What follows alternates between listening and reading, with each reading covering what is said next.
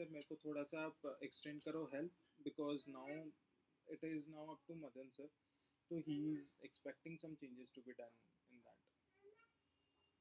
और क्या करें सर? हाँ हाँ।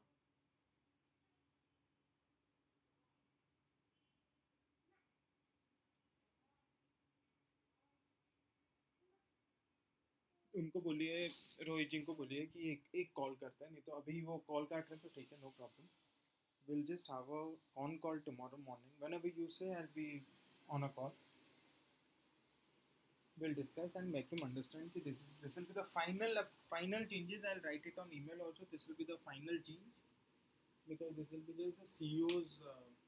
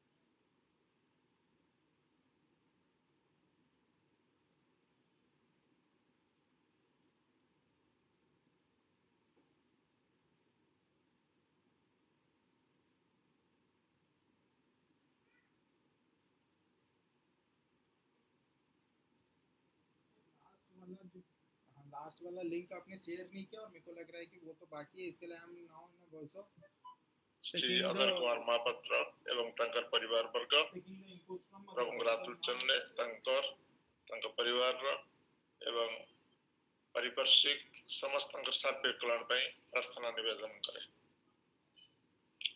वर्तमान प्रथम भक्ति निवेदन करिवे सुश्री विपाशा महापात्र, द्वितीय भजन टी परिवेशन करिवे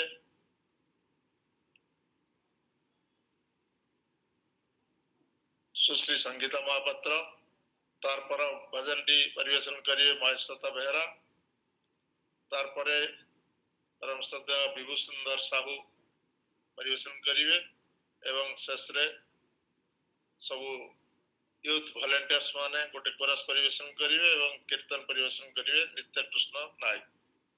से क्रम रे समस्त प्रस्तुत रहिबे। समय खूब संक्षिप्त, तार भीतर हमको ई कार्य को आगे नबा पड़ियो। प्रथमे सुश्री विपाशा। जय गुरु दादा। जय गुरु। तुमा स्नेहा तुमा दया तुमा स्नेहा तुमा दया अनंत सीमा हे दया हे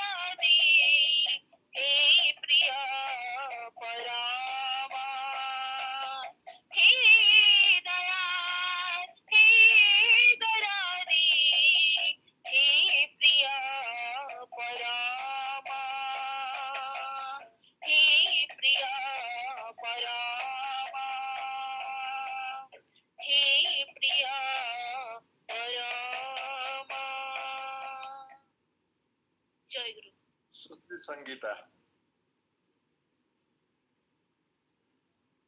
दादा जय गुरु।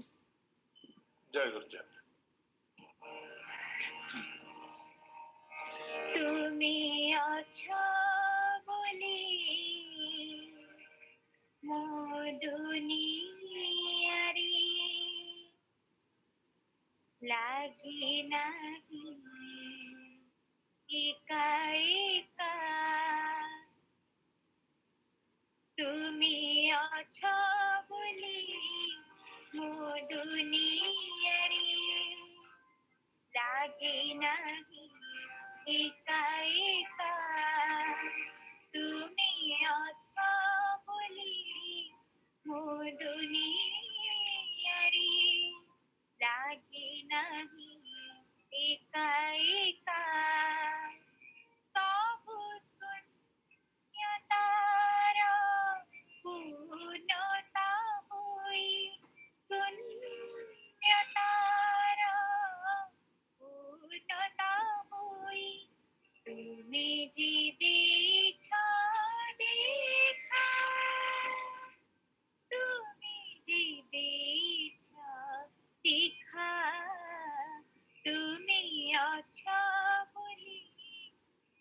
दुनियारी लागे नाही एका एका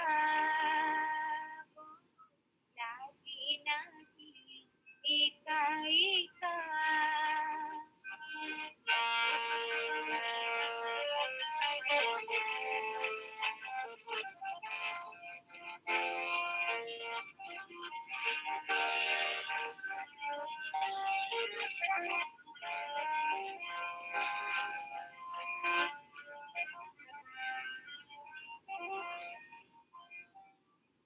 তুমি করুণার অনন্ত সাগর ঈশ্বর ইচ্ছাময় তুমি রহস্যর রসঘন রূপ অপরূপ বিস্ময়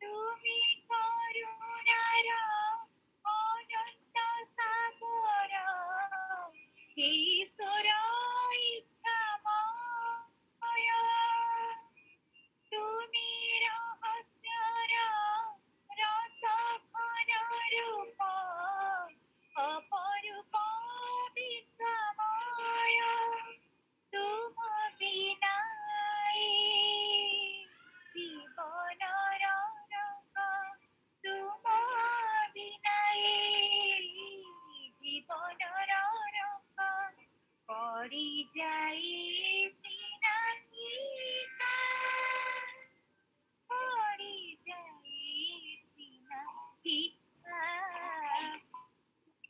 অছ বলি মো দুনিয়ারে लागे नाही एका एका हो लागे नाही एका एका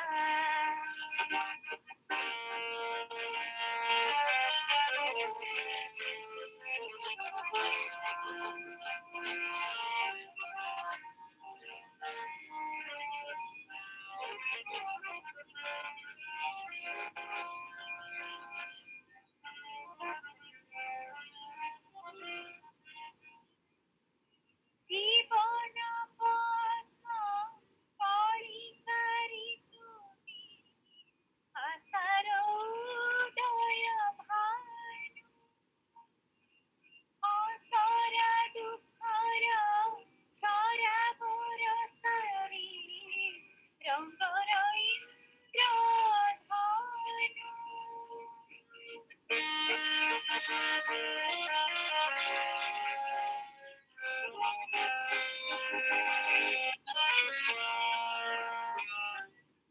জীবন পথ পরিকারি তুমি আশার উদয় ভানু অসরা দুঃখর ছরা বরসারি রঙ্গর ইন্দ্র ধনু অন্ধরা ঘেরা জীবনরে তুমি অন্ধার ঘেরা জীবনরে তুমি কনক কিরণ রেখা কনক কিরণ রেখা তুমি অছ বলি মো দুনিয়ারে लागे नाही एका एका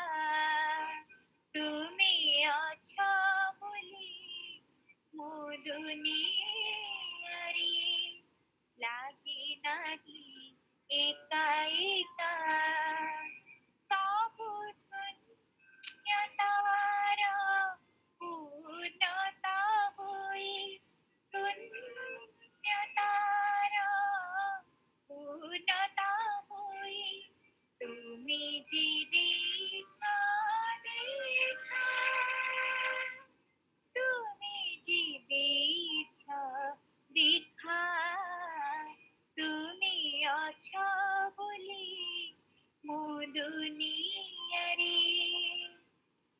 लागी नहीं एका एका हो लागी नहीं एका एका हो लागी नहीं एका एका जय गुरु दादा जय गुरु परवर्ती भजनटी सुश्री महेश्वता जय गुरु তুমি বিশ্বভুবন করেছ সৃজন লিখেছ বর্ণনা প্রণাম প্রভু হে দয়াল ঠাকুর প্রণাম তোমার পায় তুমি বিশ্বভুবন করেছ সৃজন রেখেছ বর্ণনায় তুমি বিশ্বভুবন করেছ সৃজন রেখেছ বর্ণনায় প্রণাম প্রভু হে দয়াল ঠাকুর প্রণাম তোমার পায় তুমি বিশ্বভুবন করেছ সৃজন রেখেছ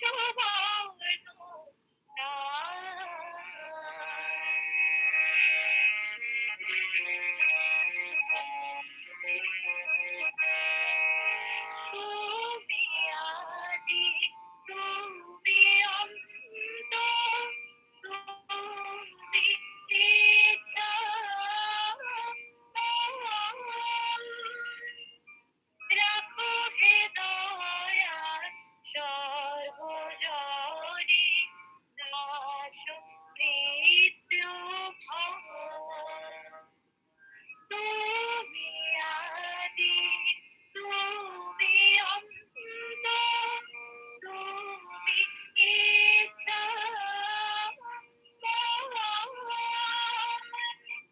রাখো হে দয়াল সর্বজনে নাশ মৃত্যু ভয় সবারে মন যেন তব পানে ধায় আরতি করো তব পদ প্রান্তে নিত্য বন্দনা তুমি বিশ্বভুবন করেছ সৃজন লিখেছ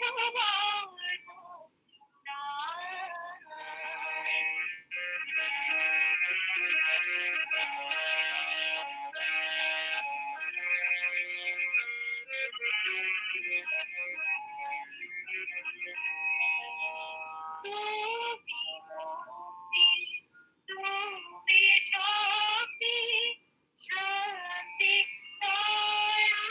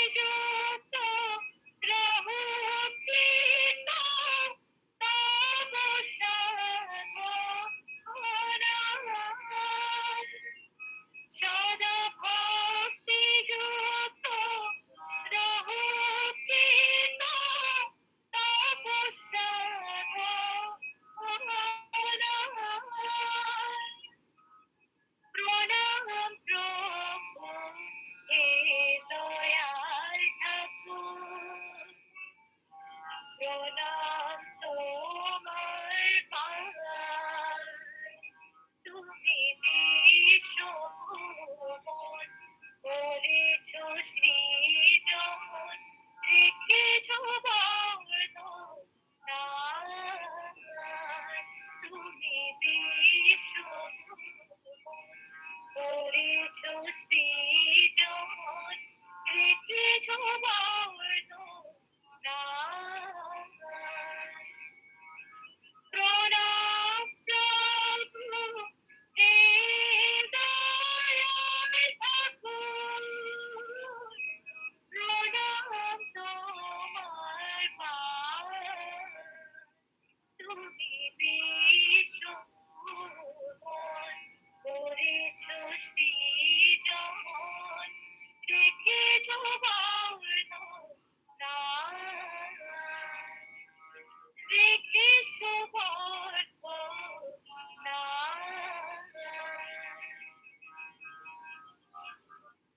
জয় গুরু। जय गुरु। परवर्ती भक्ति निवेदन करिवे परम सदा विभू सुंदर साहू भाई राउत। जय गुरुदेव। जय गुरुदेव।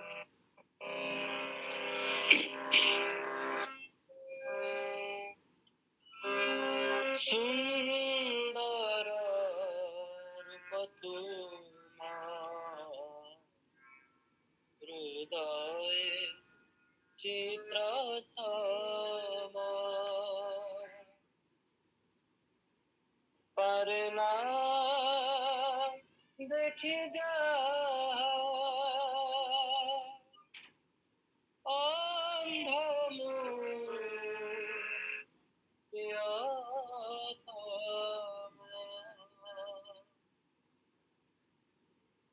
सुंदर रूप तुमा हृदय चित्र समा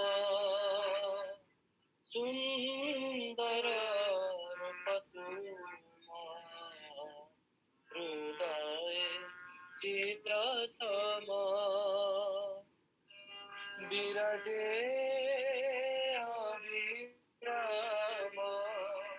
विराजे अभिराम परना देखी जा मुझे परना देखी जा अंध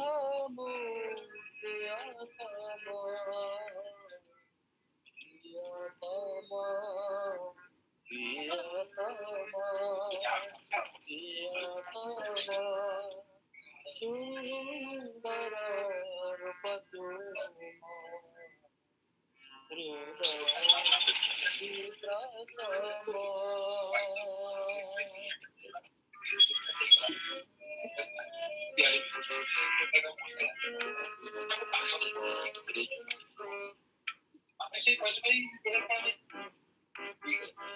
नयने देखे जा सब तुम छाया प्रकट चरा चरे व्यापी तुम काया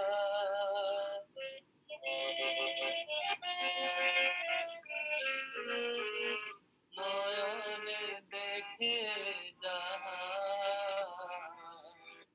सब तुम छाया प्रकट चरा चरे व्यापी तुम काया परना बुझ जा परना बुझ जा मुझे करना बुझ जा माया रे होई प्रियतमा प्रियतमा प्रियतमा सुंदर रूप तुमा हृदय चित्र समा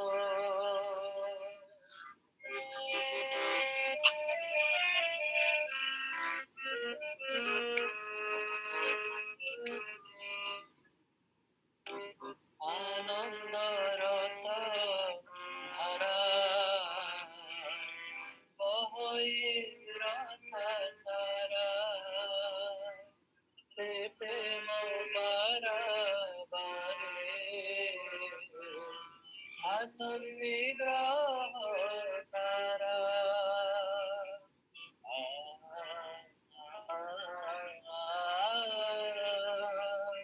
ଆନନ୍ଦ ରସ ଧାରା ବହି ରସ ସାରା ସେ ପ୍ରେମ ପାରାବାରେ ଆସନ୍ତି ଗ୍ରହ ତାରା বিষাদে দিশাহারা মুঝে বিষাদে দিশাহারা ভুলে তোমারি নাম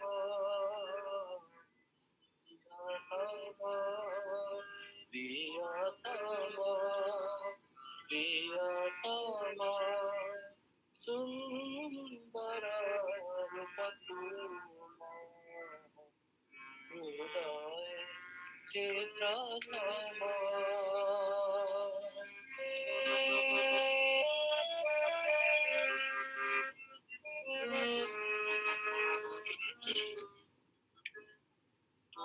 আলোকে আলোকিত হে মহে পুলকিত সরূপী প্রতি প্রাণে করুণা বিরত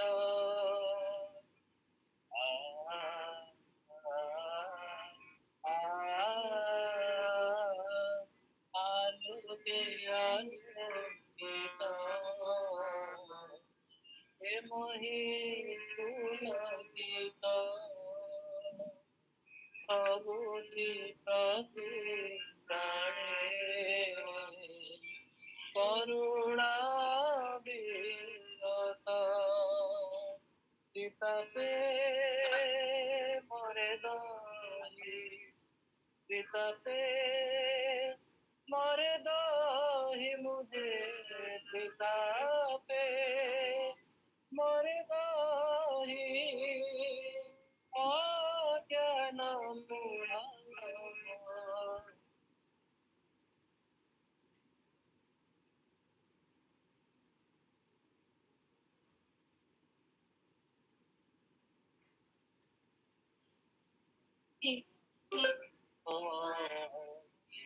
হৃদয় চিত্র সম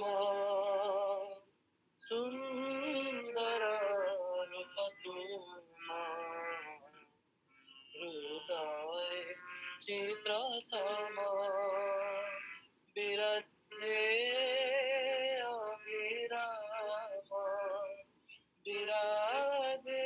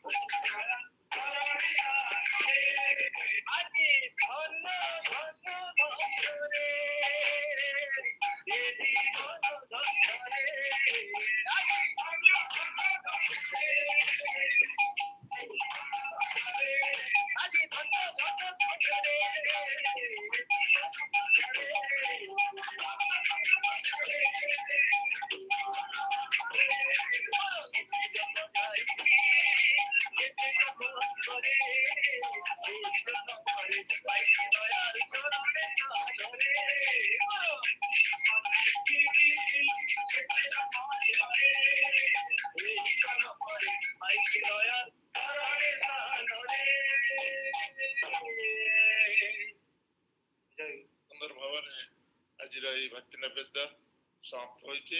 ଏଥିରେ ସହାୟତା କଲେ ସୁଶ୍ରୀ ବିପାଶା, ସଙ୍ଗୀତା, ମହେଶ୍ୱତା, ବିଭୁ ଭାଇ, ନିତ୍ୟ ଭାଇ ଏବଂ youth and volunteers of Rourkela satsang Bihar. ପ୍ରଭୁଙ୍କର ଆତୁଳଚରଣରେ ସମସ୍ତଙ୍କ ସାର୍ବିକ କଲ୍ୟାଣ ପାଇଁ ପ୍ରାର୍ଥନା ନିବେଦନ କରେ।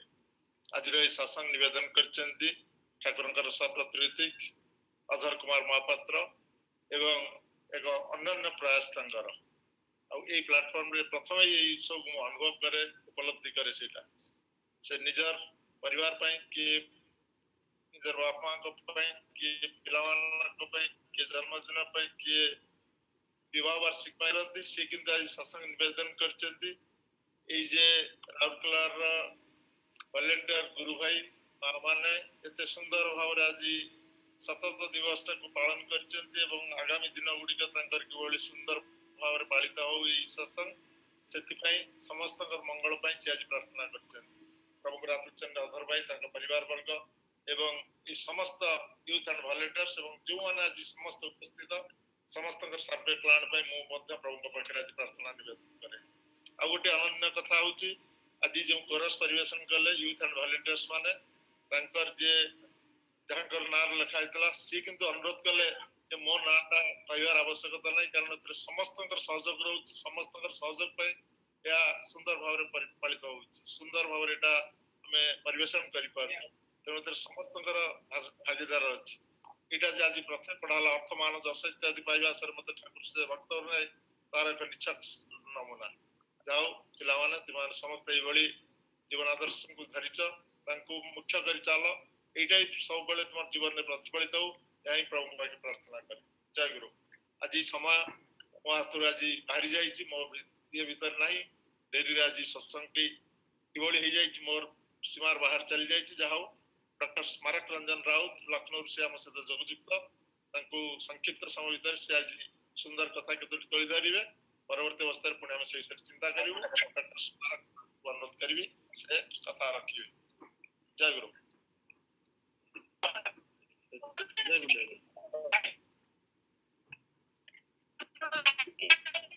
परम प्रेम से ठाकुर परम रत जगत श्री श्री लक्ष्मण जुगत श्री बोर्द आचार्य जुगत श्री श्री दाद पूज्यपाद दबाइद समस्त व्यातुचरण को प्रणाम जनाए। आज ऑनलाइन सत्संग उपस्थित पूज्य संजीव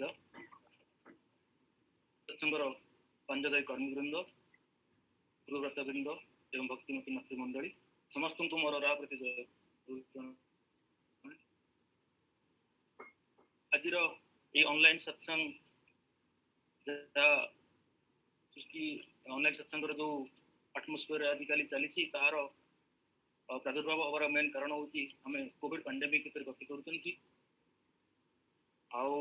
सत्संग गोटे प्रेरणार उत्स ये उत्स को मैंने केवे भी छाड़ी पारिबा नहीं। से आज ये online PCC team that is बयालीस मौजा चांदोल एवं कटक सत्संग विहार आनुकूल्य संदीप दत्त अवदान चली आज तार 193तम दिवस।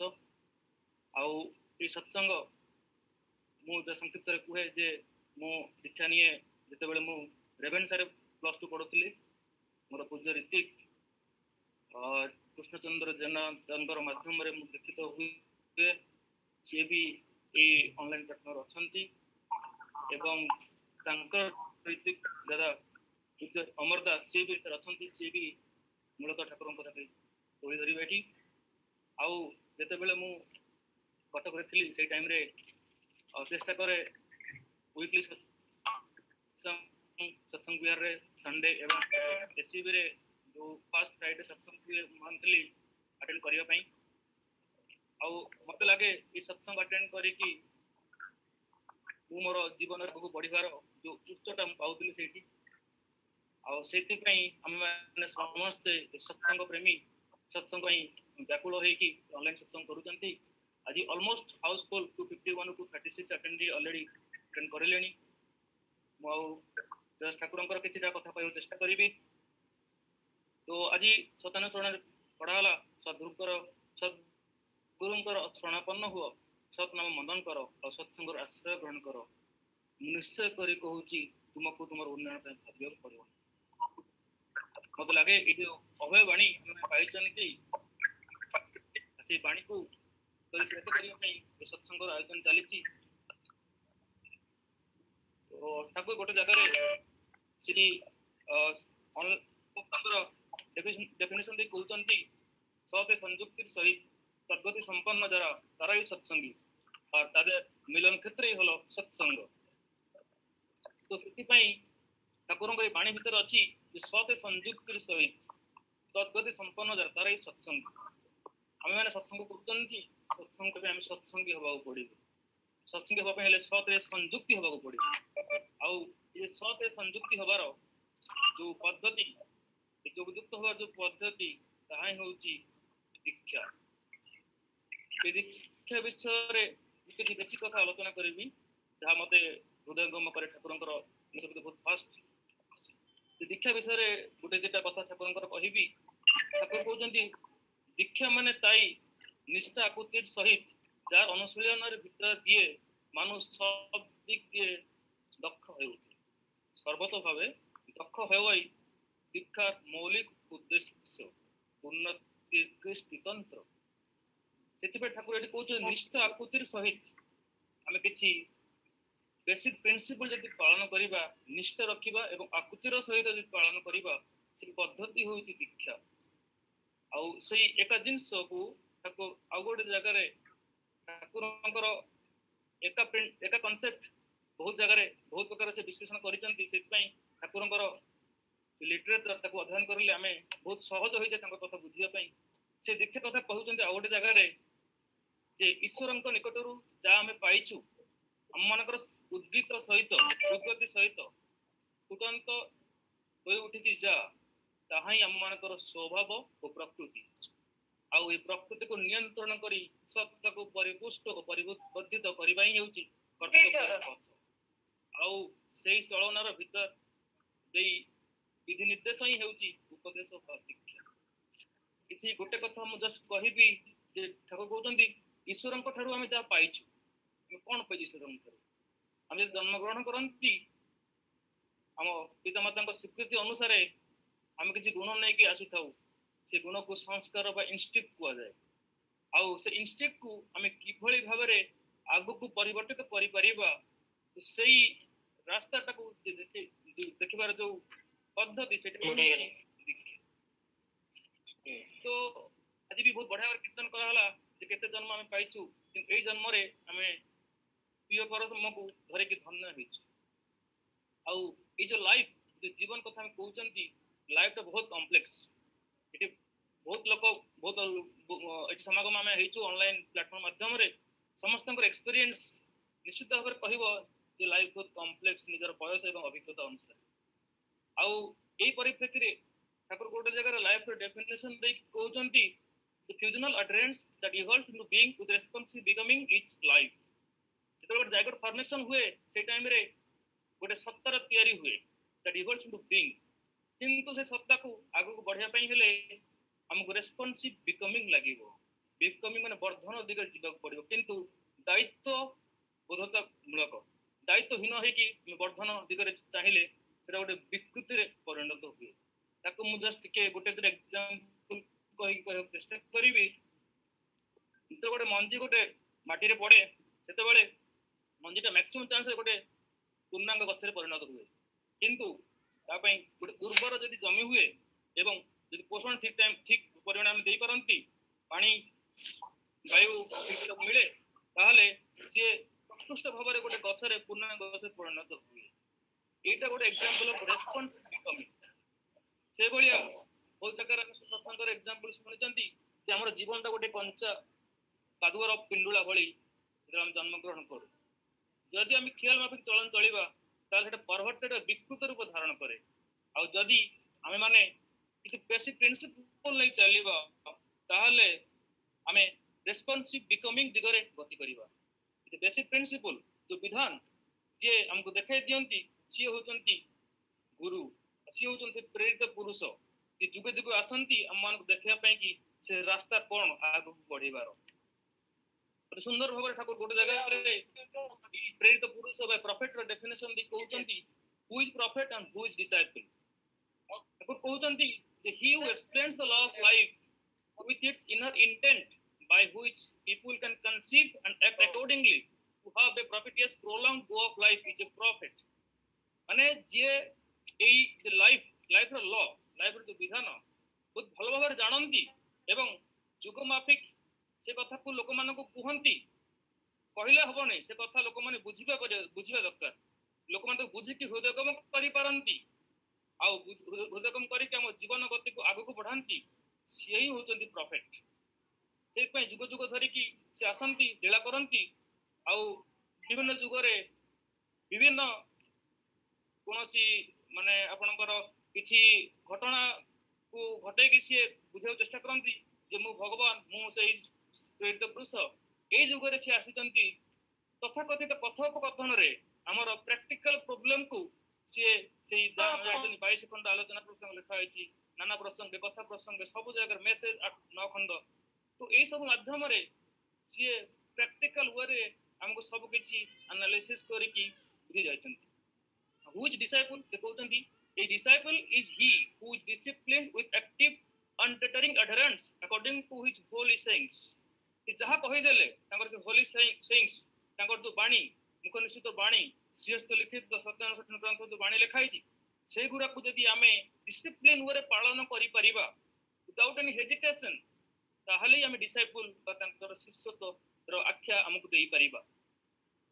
ତ ଏଇ ଯେ ତାଙ୍କର ଶିଷ୍ୟତ୍ୱ ଆମେ ସେତେବେଳେ କରିବା ଯେତେବେଳେ ତାଙ୍କ କଥାକୁ ଆମେ ପାଳନ କରିପାରିବା ଜୀବନରେ। ସେଇଥିପାଇଁ ଆମେ ଖାଲି କଥା କହିକି ବର୍ବର ହେଲେ ହବନି, ଆମକୁ କାମରେ ପରିଣତ କରିବାକୁ ପଡିବ ତାଙ୍କର କଥା ଗୁଡ଼ିକୁ। ସେତେବେଳେ ଫାର୍ଷ୍ଟ କ୍ଲାସ ୱାର୍କର ଆମେ ହେଇପାରିବା। ଠାକୁରଙ୍କ ଏଇ ବି କଥା ଅଛି, ସତ୍ୟ ଆପଣ ଜାଣିଛନ୍ତି। ତ ଏଇ ସବୁ କଥା ଆମେ ପାଳନ କରିଲେ ହିଁ ତାଙ୍କର ଆମେ ବିକମିଂ ଦିଗରେ ଯିବା। ଏ ବିକମିଂ କଥାଟାକୁ ଠାକୁର ଆଉ ଗୋଟେ କହୁଛନ୍ତି, becoming is the cry of existence and existence enjoys the universe through it and feels it exists। ତା ମାନେ এই ବିକମିଂ ହଉଛି ଯୋଉ ଏକ୍ଜିଷ୍ଟେନ୍ସ ଯୋଉ ସତ୍ତା କଥା ଆମେ କହୁଛନ୍ତି ତାର କ୍ରାଏ, ତାର ଆକୃତି। ଏକ୍ଜିଷ୍ଟେନ୍ସ କେମିତି ବଢିବ ସେଇଟା ହଉଛି ଆମର ବିକମିଂ। ଆଉ ଏ ବିକମିଂ କୁ ପାଇବା ପାଇଁ ହେଲେ ଆମକୁ ସଦ୍ଗୁରୁଙ୍କର ଶରଣାପନ୍ନ ହବାକୁ ହିଁ ପଡିବ। ଯଦି ଆମେ ବିକମିଂ କୁ ପ୍ରପରଲି ରେସ୍ପନ୍ସିବିଲି ପାଇପାରିବା ତାହେଲେ ଆମର ଗୋଟେ ଆଡଜଷ୍ଟିଂ ଗୋ ଅଫ୍ ଲାଇଫ୍ ହବ ବୋଲି ଠାକୁର କହୁଛନ୍ତି। ତ ସେଇ ପରିପ୍ରେକ୍ଷୀରେ ଆମେ କହିବା, ଏବେ ଟିକେ ଠାକୁରଙ୍କର କଥା, ଠାକୁରଙ୍କର କିଛି ବାଣୀ ମୁଁ କହିଲି, ତାକୁ ଚେଷ୍ଟା କଲି ବିଶ୍ଳେଷଣ କରିବା ପାଇଁ। ଯଦି ଆମେ ତଥାକଥିତ ଦୁନିଆରେ ଗୋଟେ ବାଲାନ୍ସ ଲାଇଫ୍ ଚିନ୍ତା କରିବା, ଏଇଟା ଡକ୍ଟର ରେବତୀ ମୋହନ ବିଶ୍ୱାସ ଠାକୁରଙ୍କର ଫିଲୋସଫି ଉପରେ PhD କରିଥିଲେ। ଯେତେବେଳେ ସେ ଆମେରିକାରେ PhD କରୁଥିଲେ ସେଇ ଟାଇମରେ ଗୋଟେ ପରିପ୍ରେକ୍ଷୀରେ ତାଙ୍କୁ ତାଙ୍କର ଯିଏ ଥିଲେ ଗାଇଡ ପଚାରିଥିଲେ, ସେ ପରିପ୍ରେକ୍ଷୀଟାକୁ ମୁଁ ଏଠି ଆଲୋଚନା କରିବାକୁ ଚେଷ୍ଟା କରିବି। ତ ବାଲାନ୍ସ ଲାଇଫ୍ ମେଣ୍ଟେନ୍ କରିବା ଏତେ ସହଜ ନୁହେଁ। ତା ପାଇଁ ଆମର ଲାଇଫ୍ର କିଛି ଆସ୍ପେକ୍ଟ ଥାଏ, ପଜିଟିଭ ଆସ୍ପେକ୍ଟ, ନେଗେଟିଭ ଆସ୍ପେକ୍ଟ। ତ ପଜିଟିଭ ଆସ୍ପେକ୍ଟ, ନେଗେଟିଭ ଆସ୍ପେକ୍ଟ ଯାହା ବି ଥାଉ ନା କାହିଁକି, ଆମେ ଯଦି ଲାଇଫ୍ର ପ୍ରିନ୍ସିପଲ ଦେଖିବା ତାହେଲେ ମେନଲି ଆମେ କ'ଣ କରୁ ଜୀବନରେ, ଗୋଟେ କ୍ୟାରିୟର କିମ୍ବା ପ୍ରଫେସନ ଚେଷ୍ଟା କରୁ ବୃତ୍ତି ପାଇଁ। ଦ୍ୱିତୀୟତଃ ଆମେ ସେ ବୃତ୍ତିରୁ କିଛି ଅର୍ଥ ଉପାର୍ଜନ ପାଇଁ ଚେଷ୍ଟା କରୁ, ଆମ ଇକୋନୋମିକ ଗ୍ରୋଥ ହୁଏ। Professional growth, then economic growth, ଥାର୍ଡରେ ଆମର ହେଲ୍ଥ ଷ୍ଟାଟସ୍। ତ এই তিনটা ଗୋଟେ main pillar of our life. এই তিনটা আইদর পজিটিভ আসপেক্টরে ହେଇପାରେ কিংবা নেগেটিভ আসপেক্টরে ହେଇପାରେ। যে তিনটাଙ୍କ positive, I am having a very good health, ମୋର ଆଇ ଏମ୍ ଇକୋନୋମିକାଲି ସାଉଣ୍ଡ, ଆଉ ମୋର ଭଲ ପ୍ରଫେସନ ବି ଅଛି, ସେତେବେଳେ କ'ଣ ହୁଏ, ମତେ ଲାଗେ ମୁଁ ପୁରା ସାଟିସ୍ଫାଏଡ୍ ଜୀବନରେ। ବହୁତ ଲୋକଙ୍କୁ ଲାଗେ, ସେଥିପାଇଁ ସେମାନେ କୁହନ୍ତି ଦୀକ୍ଷା ନେଇ କ'ଣ କରିବି, ଦୀକ୍ଷା ନେଇକି ଆଗକାଳ ଲୋକଙ୍କ ଭଳିଆ ରହିକି ମୁଁ କ'ଣ କରିବି। କିନ୍ତୁ ଏଠି ମୁଁ କହି ରଖେ, ଆଉ ଯାହା ସେଦିନ ରେବତୀ ମୋହନ ବିଶ୍ୱାସ କହିଥିଲେ ସେଠି ତାଙ୍କ ଗାଇଡକୁ, ଏଇଥିରେ ମଣିଷର ଟ୍ୟୁମରସ୍ ଗ୍ରୋଥ ହୁଏ, ମାନେ କ୍ୟାନ୍ସରସ୍ ଗ୍ରୋଥ ହୁଏ। କ୍ୟାନ୍ସରସ୍ ମାନେ ଅନକଣ୍ଟ୍ରୋଲ ଗ୍ରୋଥ ହୁଏ। ସେ ବୁଝିପାରେ ନା ତାର ଗ୍ରୋଥ କୋଉ ଦିଗକୁ ଯାଉଛି। ଟ୍ୟୁମରସ୍ ଗ୍ରୋଥ ହବାର କାରଣ ହଉଛି ତାର ଇଗୋ ଷ୍ଟ୍ରଙ୍ଗ ହେଇଯାଏ। ଇଗୋ ଷ୍ଟ୍ରଙ୍ଗ ହେଇଗଲେ ସେ ସେଇ ଯୋଉ ବୁଢିଆଣୀ ଜାଲ ଭିତରେ ସେ ନିଜକୁ ବାନ୍ଧି ଦିଏ, ତାକୁ ଆଉ କିଛି ଦେଖାଯାଏ ନା, ତାର କେମିତି ଅର୍ଥ ବଢିବ, ତାର କେମିତି ଆହୁରି କ୍ୟାରିୟର ବହୁତ ଭଲ ହବ, ହଁ ଏସବୁ ନେଇକି ସେ ସବୁବେଳେ ପାଇଁ କି ଘୁରି ବୁଲେ। ଗୋଟେ ସ୍ଲୋ ପଏଜନ। ଏ ସ୍ଲୋ ପଏଜନ ଯେତେବେଳେ ଆସ୍ତେ ଆସ୍ତେ ସ୍ଲୋ ପଏଜନ ବୁଝିପାରେ ନା ମଣିଷ, ଯେତେବେଳେ ଆସ୍ତେ ଆସ୍ତେ ସେଟା ଗୋଟେ ଯେତେବେଳେ ବିଗ୍ ପଏଜନ କ୍ରିଏଟ ହୁଏ ସେତେବେଳେ ତା ହାତରେ ଆଉ କିଛି ନଥାଏ, ସେତେବେଳେ ଖାଲି ଦୁଃଖ ହିଁ ତା ପାଖକୁ ଆସେ, କେବଳ ସେ ଶାନ୍ତିରେ ରହିପାରେ ନାହିଁ।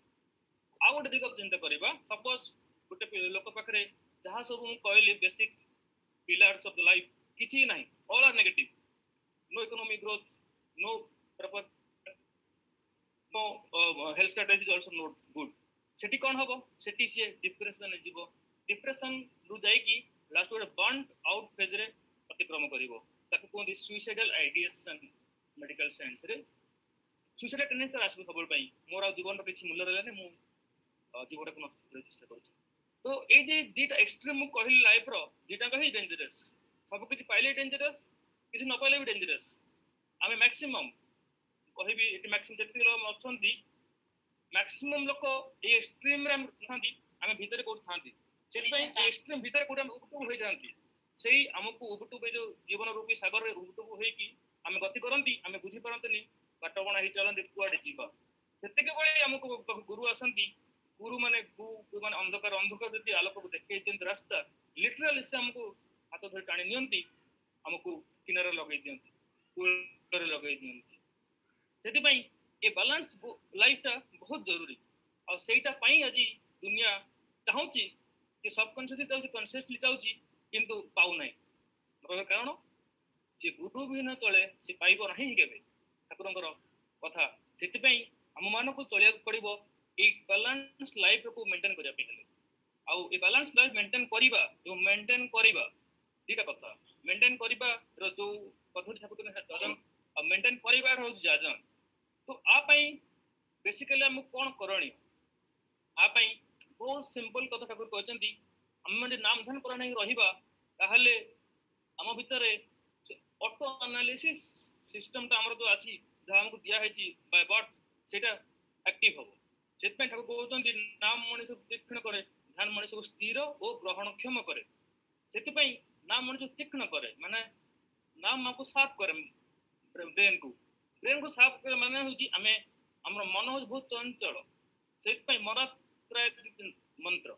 सेत पई ए जो चंचल मन को विवेक आड़ को इंक्लाइन करिया पे हेले हमको अनवरत नाम करिया को ही पड़िबो। स्पॉन्टेनियसली नाम न करिले हमर मन चंचल सब बेले हबो ही हबो। आउ नाम करिला परे हमको ध्यान भी करिया पड़िबो। ध्यान करिले कोन हबो, स्थिर एवं ग्रहणक्षम, हमें काम डाउन हो जीवा, हमर रिसेप्टिव कैपेसिटी बढ़िबो।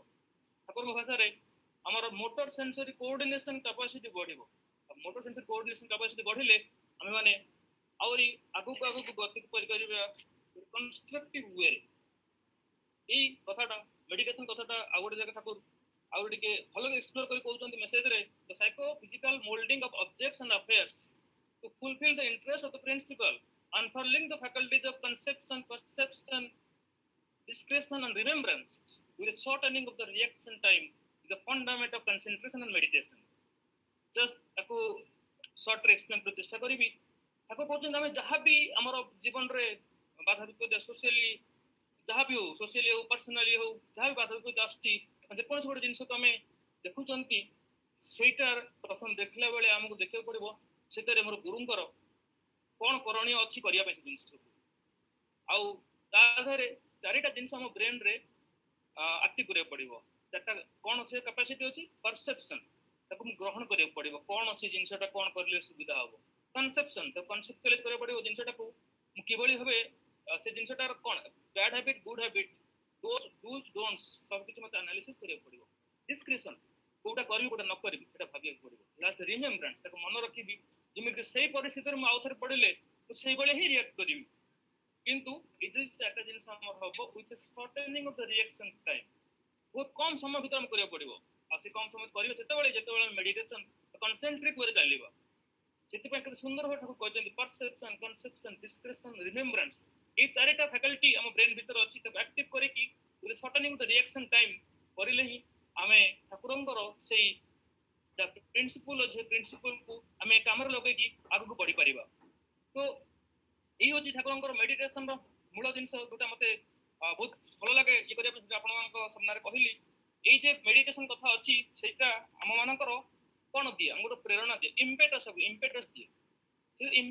ସେ ଇମ୍ପେଟସଟା ଆମେ ପାଇଲେ କଣ କରିପାରିବା? ସେ ଇମ୍ପେଟସ୍ ପାଇଲେ ଆମେ ଆମର ଗୋଟେ ବୃତ୍ତିଭେଦୀ ଟାଣ ସେଟାକୁ କହୁଛନ୍ତି। ବୃତ୍ତିଭେଦୀ ଟାଣଟା ଆମର ସକ୍ରିୟ ହୋଇ ପଡେ ଯେତେବେଳେ ଆମେ ସେ ଇମ୍ପେଟସଟା ପାଉ। ବୃତ୍ତିଭେଦୀ ଟାଣ ମାନେ ହଉଛି ଆମେ ରକ୍ତ ମାଂସ ଧରି ସଂକୁଳ ମଣିଷ, ଆମେ ମାନଙ୍କର ସବୁବେଳେ ଗୋଟେ ବୃତ୍ତି ନେଇକି ଆମେ ଚାଲୁ, କମ୍ପ୍ଲେକ୍ସିଟି ନେଇ ଚାଲୁ। ଆମେ କମ୍ପ୍ଲେକ୍ସିଟି ହୀନ ବା ବୃତ୍ତି ବିହୀନ ଆମେ ଚାଲିପାରିବା ନାହିଁ। କିନ୍ତୁ ବୃତ୍ତି ରହିବ, କିନ୍ତୁ ବୃତ୍ତିକୁ ଭେଦ କରିକି ଆମକୁ ତାଙ୍କ ଦିଗରେ ଗତି କରିବାକୁ ପଡେ। ବୃତ୍ତିଭେଦୀ ଟାଣ ସେଟା ଆକ୍ଟିଭିଟି ଆମେ ପ୍ରପର ୱେରେ ନାମ ଧ୍ୟାନ କରନ୍ତି। ସହଜ ଜିନିଷ ନାମ ଧ୍ୟାନ କରିଲେ ହିଁ ଆମେ ବୃତ୍ତିଭେଦୀ ଟାଣଟା ବଢେଇବ। କିନ୍ତୁ ଏ ନାମ ଧ୍ୟାନ କରିଲେ ତମେ ବଢିଯିବ, ଜଷ୍ଟ ଯେମିତି ଆମେ ଇଏ କରନ୍ତି ଗାଡିଟାକୁ ଷ୍ଟାର୍ଟ କରନ୍ତି, ଇଗ୍ନାଇଟ୍ କରନ୍ତି, ହେଇଯିବ। କିନ୍ତୁ ତାକୁ ଆଗକୁ ବଢେଇବା ପାଇଁ ହେଲେ ଆଚାର୍ଯ୍ୟ ସଂଘ ବହୁତ ଜରୁରୀ, ଯୋଉଟା ହୁଏତ କୋଉ ଯୁଗରେ ଠିକ ଭାବରେ ନଥିଲା। ଏଇ ଯୁଗରେ ଦୟାକରି ପ୍ରିୟ ପରମ ସେଇ ପରମ୍ପରା ଆଚାର୍ଯ୍ୟ ପରମ୍ପରାକୁ ବନେଇ ଯାଇଛନ୍ତି ଯୁଗାଚାର୍ଯ୍ୟ ଶ୍ରୀ ବଡ଼ଦା, ତାପରେ ବର୍ତ୍ତମାନ ଆଚାର୍ଯ୍ୟ ଶ୍ରୀ ଦାଦା, ତାଙ୍କ ମାଧ୍ୟମରେ ଆମେ ତାଙ୍କର ସାନ୍ନିଧ୍ୟ ବହୁତ ଜରୁରୀ। ଆଉ ଏ ଆଚାର୍ଯ୍ୟ ପରମ୍ପରା ବିଷୟରେ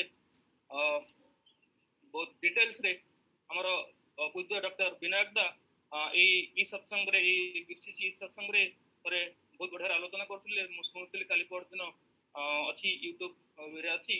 ସେଦିନ ପୂଜ୍ୟବାଦ ଦାଦାଙ୍କର ଜନ୍ମଦିବସ ଦିନ ବହୁତ ବଢିଆ ଭାବରେ କହୁଥିଲେ ଆମମାନଙ୍କୁ। ତ ଆମେ ଆଉ ଥରେ ସେଟାକୁ ଶୁଣିପାରିବା, ବହୁତ ବଢିଆ ଭାବରେ ଡେସ୍କ୍ରାଇବ୍ କରିଛନ୍ତି।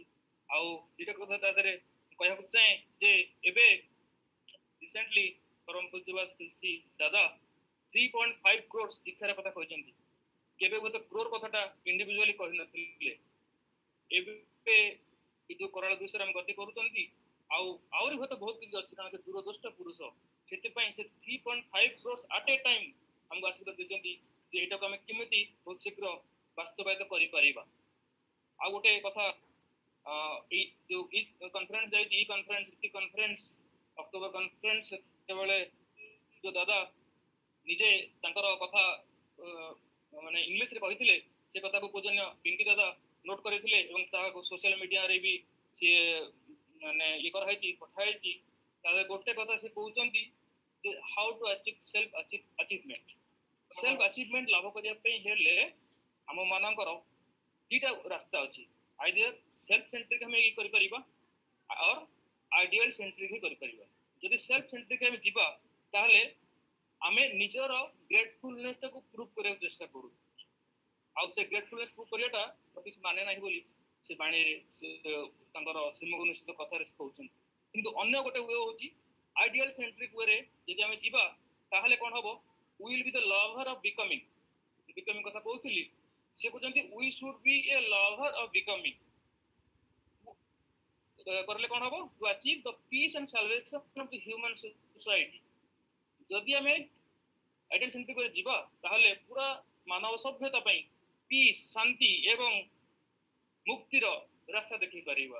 ଯଦି ଆମେ ନ ଯିବା ତାହେଲେ ଆମେ କେବଳ ନିଜକୁ ବାହାର କରିପାରିବା, ସେଟା ବି ଆମେ ପାଇବା ଯଦି ଚାହିଁବା। କିନ୍ତୁ ଯଦି ଆମେ ଆଇଡିଆଲ ସେଣ୍ଟ୍ରିକ ହବା ତାହେଲେ ଏଇ ଜିନିଷ କରିପାରିବା with unconditional love.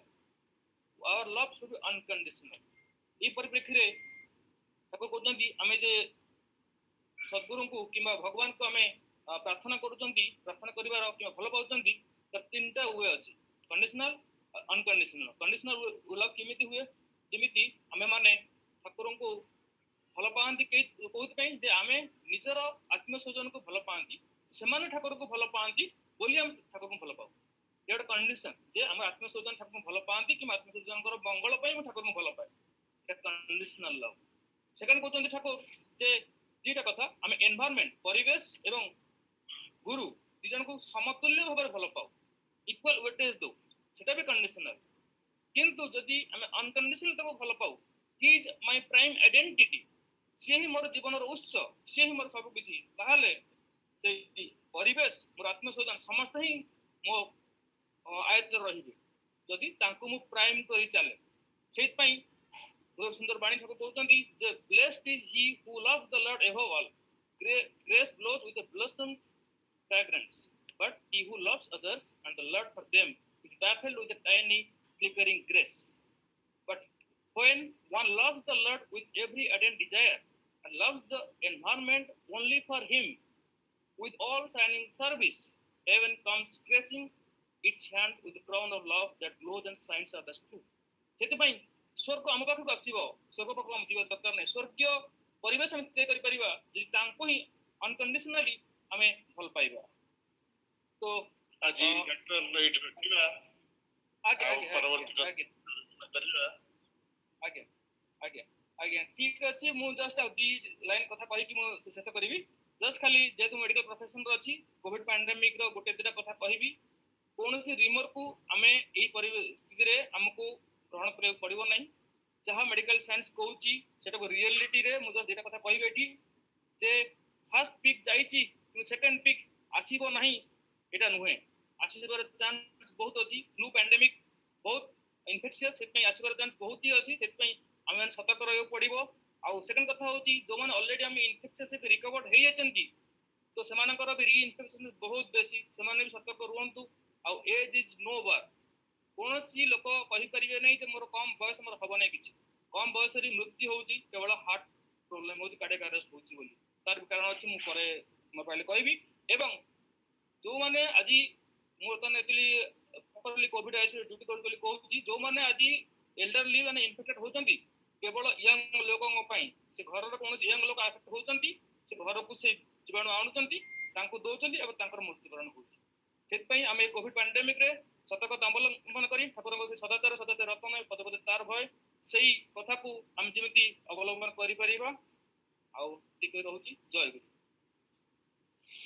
Jay Guru. Doctor ସ୍ମାରକ ରାଉତ ଖୁବ ସୁନ୍ଦର ଭାବରେ ପ୍ରସ୍ତୁତି ନେଇ ଠାକୁରଙ୍କ ଭାଦସ୍ଥଳ ଦେଉଥିଲେ। ସେ ବର୍ତ୍ତମାନ ଡିପାର୍ଟମେଣ୍ଟ କାର୍ଡିଓଲୋଜି SGPGI ଲକ୍ଷ୍ନୌରେ କାର୍ଯ୍ୟରତ। ତାଙ୍କର ସାର୍ବିକ କଲ୍ୟାଣ ପାଇଁ ପରମ ପିତାଙ୍କୁ ପ୍ରାର୍ଥନା କରେ ଏବଂ ପୁଣି ଏଇ ପ୍ଲାଟଫର୍ମରେ ଅନୁରୋଧ କରିବି ଆଉ ଥରେ ସେ ଆସି খুব সময় দেই ଆମ ପାଖରେ ଆଉ ଯାହା କଥା ରହିଲା ନିଶ୍ଚିତ ତଳି ଧରିବେ। ବର୍ତ୍ତମାନ ମୁଁ ଅନୁରୋଧ କରିବି ଶ୍ରୀ ଅମରନାଥ ବାନାର୍ଜୀ ଠାକୁରଙ୍କର ସହପ୍ରତିନିଧି ପୁରୁଖା କର୍ମୀ ଆଉ ଠାକୁରଙ୍କୁ ଦର୍ଶନ କରିଛନ୍ତି ସ୍ୱଚକ୍ଷୁରେ, ତାଙ୍କୁ ମୁଁ ଅନୁରୋଧ କରିବି ସେ ଠାକୁରଙ୍କ ଭାଦସ୍ଥଳୀ ଧରିବେ। ଅମରଦା।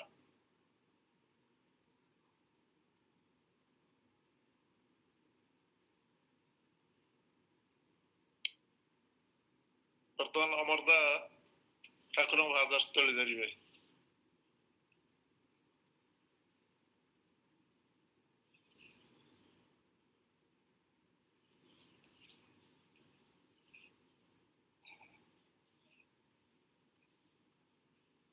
ଅମରଦା ଆପଣ କହିବେ।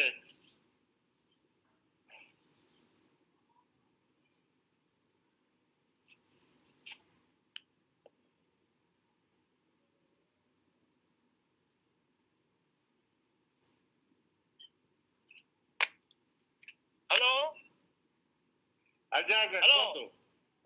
ଆଜ୍ଞା କୁହନ୍ତୁ। ଆଉ 10 ମିନିଟ ଅଛି। ଆପଣ କୁହନ୍ତୁ କୁହନ୍ତୁ। ନା କହିବି କଣ, 10 ମିନିଟ ଅଛି। ସତ୍ସଙ୍ଗ ସମୟ ଗୋଟେ ଫିକ୍ସ ଥାଏ ନା। ଆଉ 10 ମିନିଟରେ ଯେତିକି 5 ମିନିଟ କହିବି ଆଉ ରହିବ ପରେ। परम प्रेममय परम दयाल कृति ठाकुर परमाराध्या जगत जननी श्री श्री बड़मा परम पूज्यपाल श्री श्री बड़दा परम पूज्यपाल आचार्य देव श्री श्री दादा समस्त आतुल चरण मोर कोटि कोटि प्रणाम। वरेण्य परिचालक महोदय आमर अनुज प्रतिम संजीव भाई एवं एथिरे अंशग्रहण करिथिबा अन्यान्य सभापति रीति अधोर्य राजो कर्मी भाई माने प्राणर सत्संगी गुरु भाई स्नेहमयी माँ माने तथा अन्य साधु सुधी सज्जन मंडली समस्त को आंतरिक जय गुरु जना। आज ये ऑनलाइन ये माध्यम रे संजीव भाई का प्रचेष्टा रे तीनटा जगार सम्मिलित गुरु भाई समस्त प्रचेष्टा रे ये सत्संग अनुष्ठित होची एवं श्री श्री ठाकुरंकर भावधारा प्रचारित प्रसारित हो बहु मनुष्यर घरे घरे आज प्रचारित प्रसारित हो पारुची। तेणु यही शुभ प्रयास सकाशे परम पिता आतुल चरण रे जो उद्योक्ता भाई मानकर मंगल पाई मु प्रार्थना जाऊँ। आउ सत्संगर समय सीमित मु भाविली ठाकुर विषय मोर निजर अभिज्ञता जीवन टिके कहबी बोली किंतु समय तो कम। मु श्री श्री ठाकुर को सचक्षरे 1952 ମସିହାରେ ମୁଁ ଯେତେବେଳେ 10 ବର୍ଷ ବୟସ ସେତେବେଳେ ତାଙ୍କୁ ଦର୍ଶନ କରିଥିଲି। ସେତେବେଳେ ଗୋଟେ ସ୍କୁଲର ସ୍କାଉଟ ଦଳ କାଲକାଟାରେ ରହୁଥିଲି ଏବଂ ସ୍କାଉଟ ଦଳର ଗୋଟେ କ୍ୟାମ୍ପ ପଡ଼ିଥିଲା ମଧୁପୁର ଏବଂ ଯୋଶୀଡି ଦେଓଘରରେ। ସେଠାରେ ମୁଁ ଯୋଗଦାନ କରିଥିଲି ଏବଂ ସେତେବେଳେ ଆମ ସମସ୍ତ ପିଲାଙ୍କ ପାଇଁ 100 ପିଲାଙ୍କୁ ନେଇକି ଗୋଟେ ସ୍କାଉଟ କମ୍ପାନୀ ଗୋଟେ ନେଇଯାଇଥିଲେ ଏବଂ ଆମକୁ ନେଇକି ଠାକୁରଙ୍କ ଦର୍ଶନ କରାଇଥିଲେ। ସେତେବେଳେ ଶ୍ରୀ ଠାକୁରଙ୍କ ଦର୍ଶନ କରିଥିଲି। ଠାକୁରଙ୍କର ସେତେବେଳେ ବିରାଟ ଚେହେରା, ମାନେ ସେଇ ମୂର୍ତ୍ତି ଅନ୍ୟ କୋଉଠି ଆଉ ଦେଖାଯାଏନି, କେବଳ ମାତ୍ର ଶ୍ରୀ ବଡମାଙ୍କ ଘର ସମ୍ମୁଖରେ ସେଇ ଯୋଉ ଜାମତଲା ଶ୍ରୀଅଙ୍ଗନ ଅଛି ସେଇଠି ସେଇ ଠାକୁରଙ୍କ ମୂର୍ତ୍ତି ରଖାଯାଇଛି। ଠାକୁର ପାଖରେ ଆମେ ସବୁ ଗଲୁ। ଆମେ ତ କିଛି ଜାଣିନଥିଲୁ ଯେ ଠାକୁର କିଏ ବା ତାଙ୍କର ପରିଚୟ। ଆମେ ଛୋଟ ପିଲା, କେବଳ ମାତ୍ର ମୁଁ ଲୋକଙ୍କୁ ପରେ ପଚାରିଲି, ମୁଁ ଆଙ୍କ ନାଁ କଣ? ନା ଅନୁକୂଳ ଚନ୍ଦ୍ର।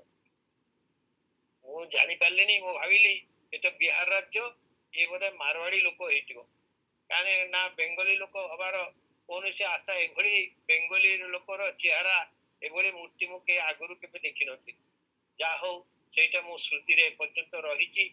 ପରବର୍ତ୍ତୀ ସମୟରେ ମୁଁ 61-62 ମସିହାରେ କଟକରେ ଆସି ରହିଲି ଏବଂ 1966 ମସିହାରେ ଶ୍ରୀ ଠାକୁରଙ୍କର ସତ୍ ମନ୍ତ୍ର ଦୀକ୍ଷା ଗ୍ରହଣ କଲି। ମୋର ଦୀକ୍ଷାଦାତା ରୀତି ସ୍ୱର୍ଗତ ବିକାଶ ରଞ୍ଜନ ଭୌମିକ, ତାଙ୍କରି ମାଧ୍ୟମରେ ଦୀକ୍ଷା ଗ୍ରହଣ କରିବା ପରେ ସତ୍ସଙ୍ଗ ଯୋଗଦାନ କରୁଥିଲି।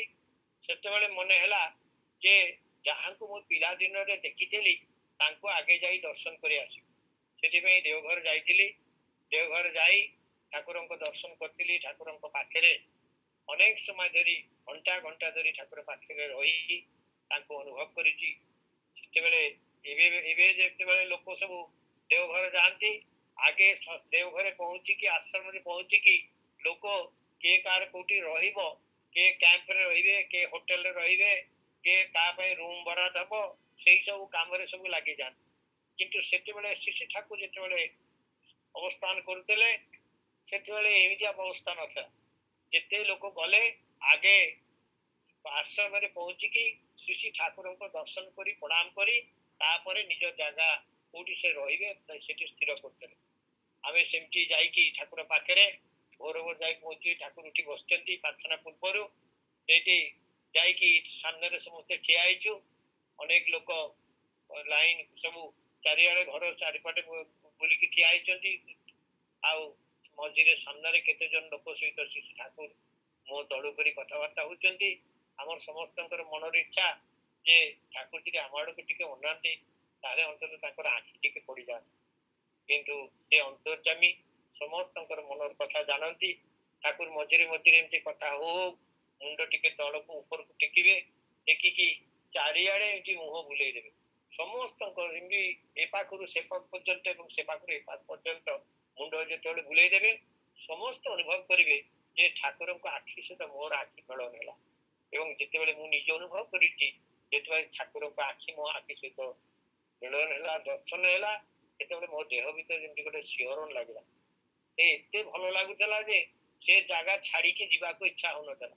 ଏଭଳି ଥରେ ହେଲା, ପୁଣି ଠିଆ ହେଇଛୁ, ପୁଣି କେତେବେଳେ ଠାକୁର ଆଉଥରେ ଅନେଇବେ, ପୁଣି ହୁଏତ 10-15 ମିନିଟ ପରେ, କେତେବେଳେ ଅଧଘଣ୍ଟା ବି କେତେବେଳେ ପରେ ଆଉଥରେ ଅନେଇଲେ, ପୁଣି ଦର୍ଶନ ହେଲା, ମନ ଟିକେ ଶାନ୍ତି ହେଲା। ତାପରେ ଆମେ ଗଲୁ ଯେ ଯାହା ନିଜର ଗନ୍ତବ୍ୟସ୍ଥଳ। ଇଏ ହଉଛି ସେଇ ପ୍ରିୟ ପରମ।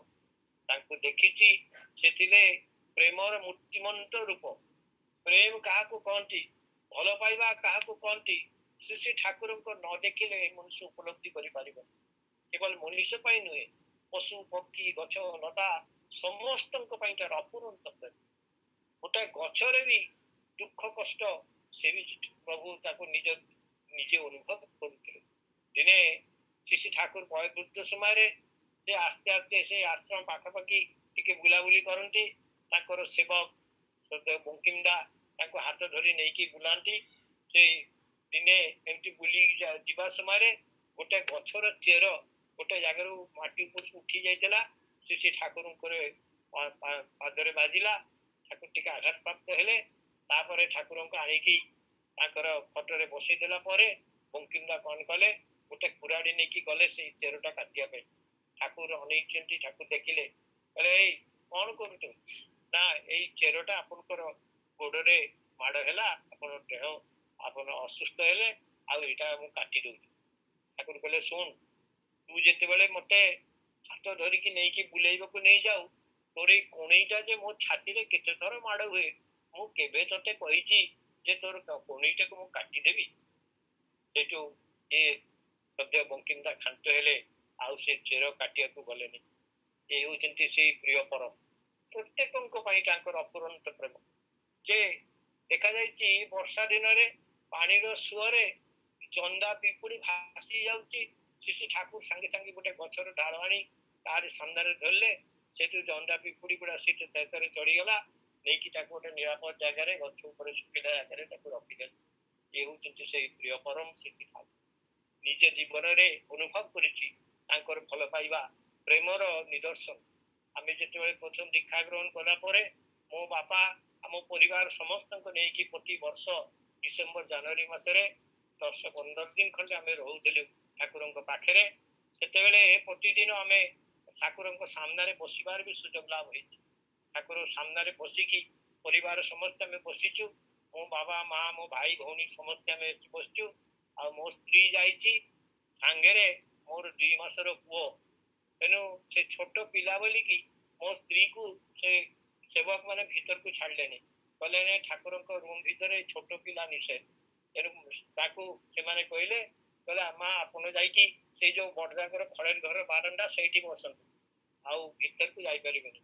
ସେଇଠୁ ସେ ଯାଇକି ସେଇଠି ବସିଲା, ମନେ ମନେ ଭାରି ଦୁଃଖ କଲା, କାହିଁକି ଛୁଆକୁ ନେଇକି ଆସିଛି ଆଉ ଠାକୁରଙ୍କ ପାଖକୁ ଟିକେ ଯାଇ ବସି ପାରିଲିନି। ଏଇ କଥା ମନ ଭିତରେ ରହିକି ମନେ ମନେ ଦୁଃଖ କରୁଛି।